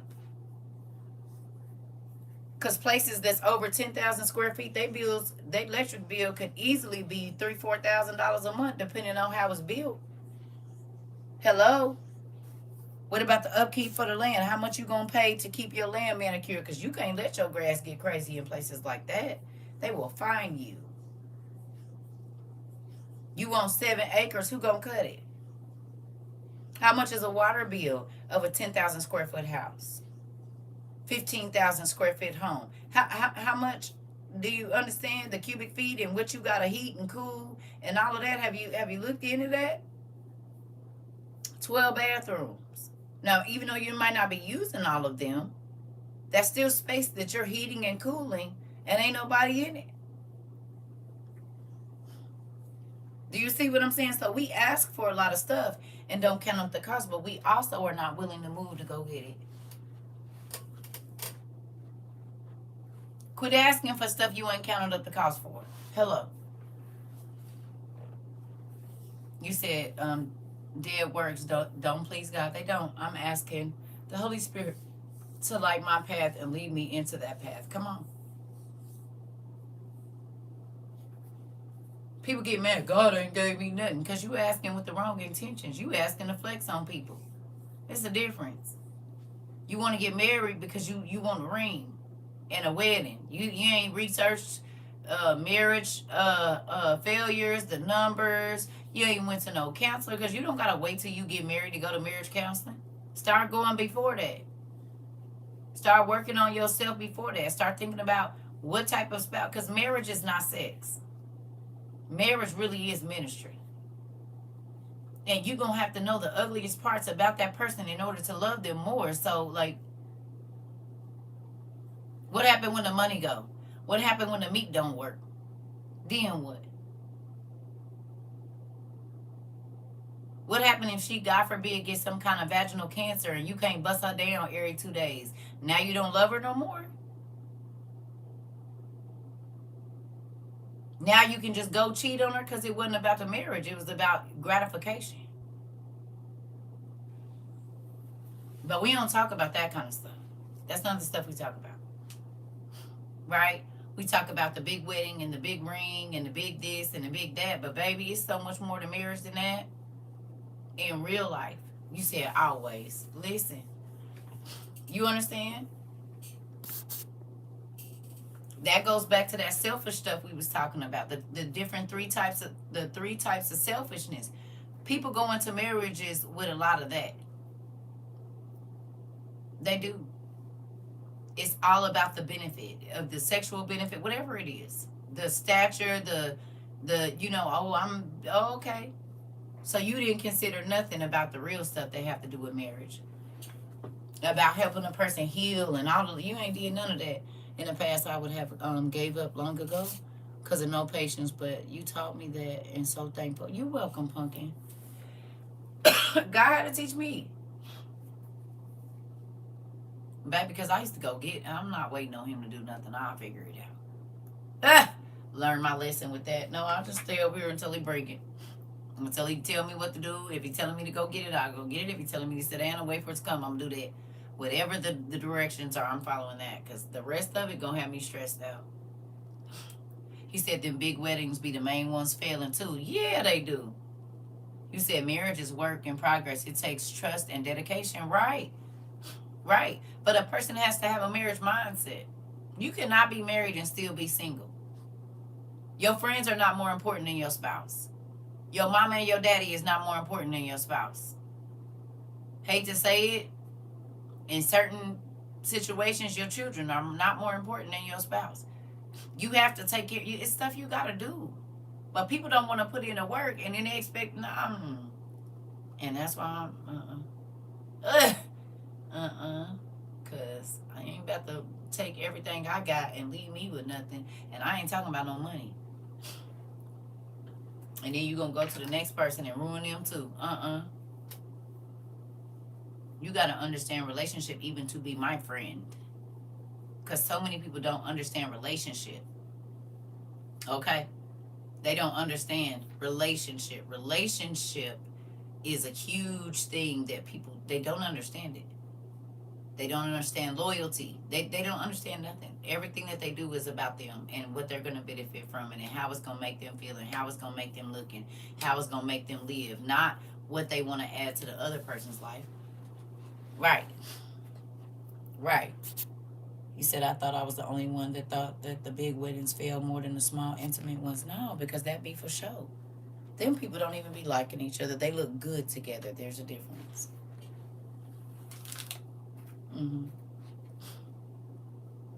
They're more worried about the perception. Okay, they spend all that money and then 6 months later be getting a divorce. No, y'all should have kept y'all money and kept people out your business. I told y'all when I was, listen, my family, only ones that knew I got married was my mama. I think I told my brothers. I had a few friends. Okay. And again, when I used to post him, I put a sticker over his face. And my family was like, why you don't want us to know? What you need to know for? You don't need to know who I'm married to. It ain't none of your business. And I told you, I just talked to my niece. She was like, Auntie, you divorced? Girl, I've been almost divorced 5 years. That's how you know I didn't have people in my business. My niece said, I thought you was married. Somebody just came here tonight and said, I thought you, no. I'm married to the Lord. That's who I'm married to. You said yes, because people are so fake and they live in a world they really that they really only count. Yeah. I got married at the courthouse and just as happy as can be. This part. Thank you. Yeah. I don't need all that. You can give me a plastic ring. I don't even care about it. Love me. Listen, propose to me with a damn tool. A garage full of tools. Keep that. You gonna spend $10,000 on something? You hear, girl? Baby, I got you this drill. How you like it? What you mean? I got you a table saw. I've been watching it for a while. I knew you would love it. Like, no damn flowers. $60,000 on flowers. That is a book set or something. Right. No one really knew me and my first husband were married until it was the obituary. It wasn't anyone's business. Oh, it was in the obituary. Ooh. Oh, you wasn't playing, Denise, for real. They thought y'all was just living together. They didn't even know y'all was married. That part, you got to keep people out your business. You said we gonna be right. It's like they take competition. Who can be 100% fake and backstab you the best? Oh, I know. You said, married privately, not publicly. Yeah. I tried to get a bridal registry at Home Depot. Man, they need one. Do? You keep all that fluffy stuff. You said, I said yes to a $1 hematite ring 28 years ago. Come on. Come on. I don't care about none of that. None of that. That's for the people. Because guess what? I had 5 rings while I was married. And you want to know what's crazy? He didn't honor the marriage, so I kept throwing them away. You wasting your money. Baby, he'll piss me off. I'll throw that dang thing. He be like, you just threw your ring out? I did. He said, just because you don't wear your ring, that don't mean you not married. I said, and just because you wear your ring, that don't mean you act like you married. I don't wear my ring because I done broke a couple of them. But you don't value this marriage and you wear your ring all the time. I act like I'm married. You don't. You know that women like married men, stupid. And I do too. That bring the hoes to you. You think I'm crazy? I know what that means. Oh, you married? You lucky? Your wife lucky? Oh, get your... I ain't got no ring on, but guess what, nigga? A nigga know when he come to me, don't... I'm married. Move. You ain't got no ring on, so... Rosie Hill, you know what I'm talking about, don't you? You said, ooh, auntie, you show right. You show is, them rings bring the hoes out. Home wreckers be like, ooh, that's a home I can wreck. Ooh. Yeah. You said, yeah. Listen, I know how, listen, auntie real out here. Folks be faking. I'm going to tell it like it is. Y'all know I done always did that. Okay? I know. Yeah, my wife, you know. Why is you even in her face? You didn't tell her. Gave her all the keys she need, huh? Okay. I don't even let this nigga talk to me. I'm married. And you ain't even doing right. I'm married. You said women want what the man is doing to that woman. Yes, they do. Yes, they do. Men too. Man, my ex-husband's, I told y'all, my ex-husband's friends used to sit in his face and be flirting with me, and it would go right over his head. I mean,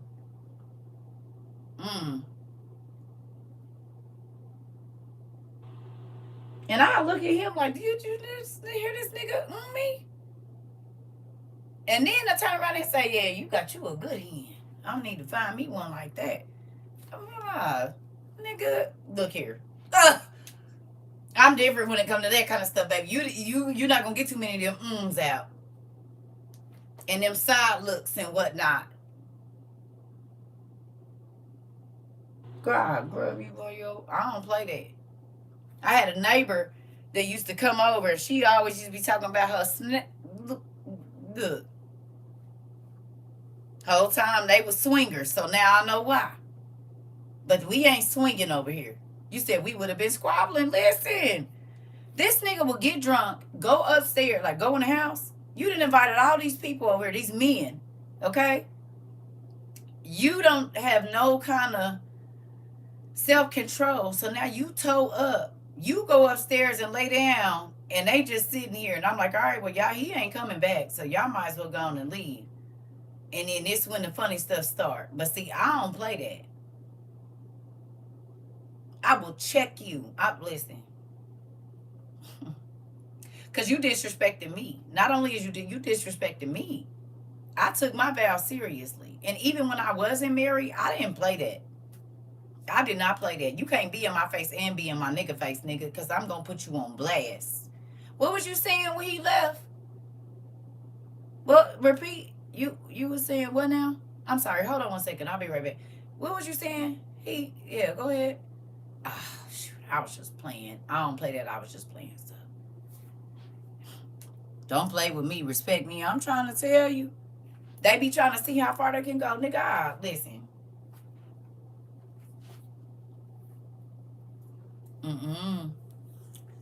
You said no added responsibilities to date married women. I ain't gonna say that.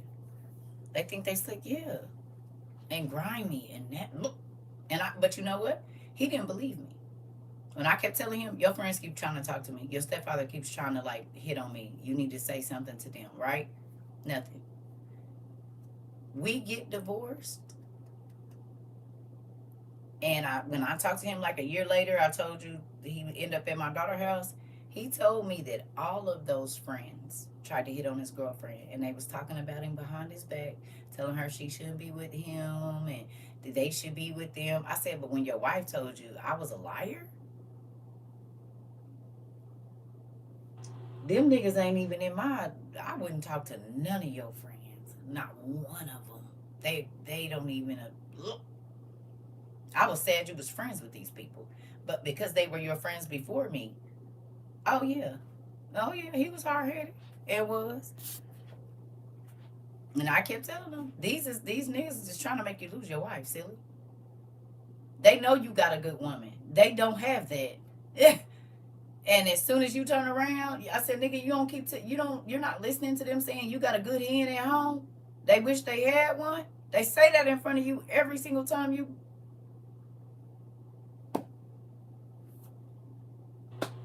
You ain't even paying attention.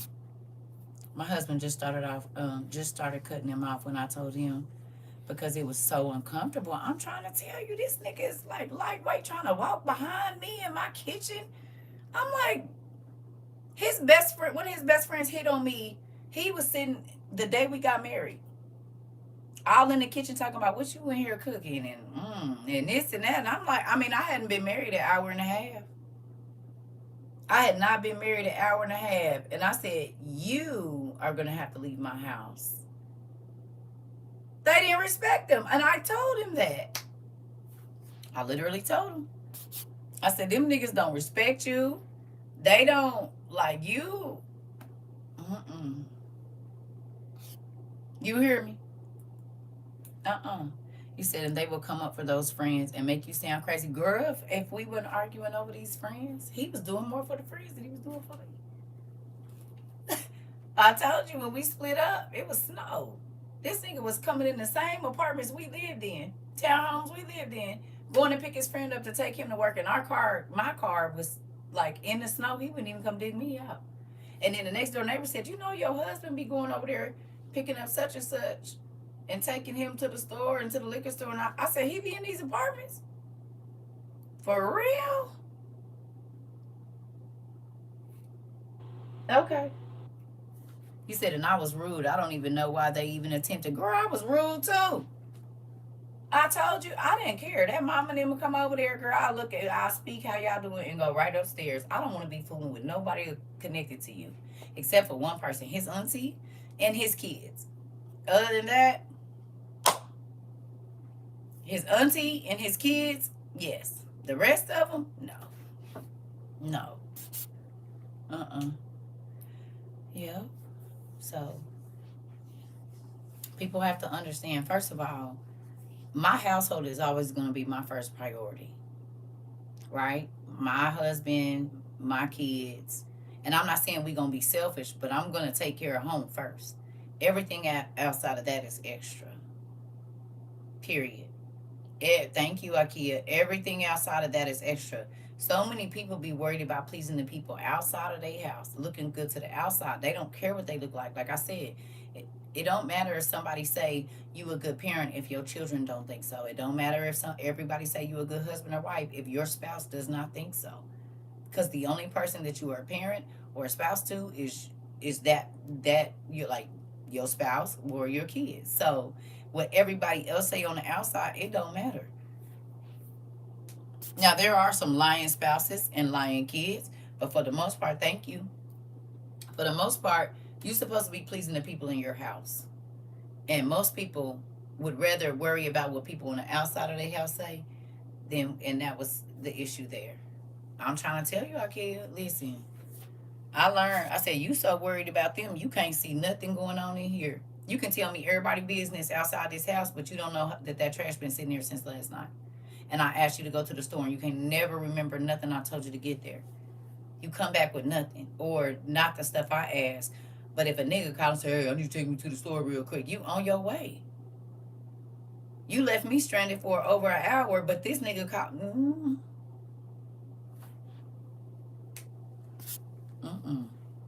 My homegirls quit talking to me when I got married because I was like, girl, my husband is coming home. I got to call you back. Girl, he going to be all right. Click. You're going to be all right. You going to be all right. Don't you ever open your mouth to say no. Oh, girl, he'll be fine.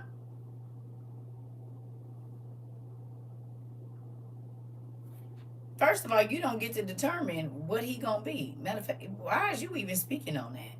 He'll be all right, girl. Please, you ain't got to be. Mind your business. Yeah, even though he raggedy, I'm gonna do my part. So when my person come, when I leave this situation, I get that back. What you mean? Hello, you still that way, girl? Yeah, I'm trying to tell you. What you not gonna do is tell me what he'll be okay with. What that you shouldn't even let that come out your mouth because that ain't even nothing got nothing to do with you. Whether he gonna be okay or not, nigga, the nigga walking through the door. I ain't seen him all day, so I'm about to get off the phone. I can talk to you later after I get him situated. If I got time and my kids, I'll call you back. But if not, I'll talk to you tomorrow. And family wants to be all in your business. Oh yeah, cause they don't be having none. Like I told y'all, with my kids, I don't ask about what's going on with their situations. My kids and call like their relationships. They call me and ask me for advice, and I talk to them. Right? I'm not gonna. I don't call people and say, "Oh, well, what's going on with your boyfriend and what's going on with?" I don't care. I don't. I don't call people and ask them, "Oh, well, what's been going on in your life? So what's going on with this person and what's going?" You nosy. Now I might say how the kids doing, but that's something you do. Not well what they going through now, well, how they relationships going and all what? You ain't got nothing else better to do. But be nosy and know you carrying bones, honey. Mm-mm.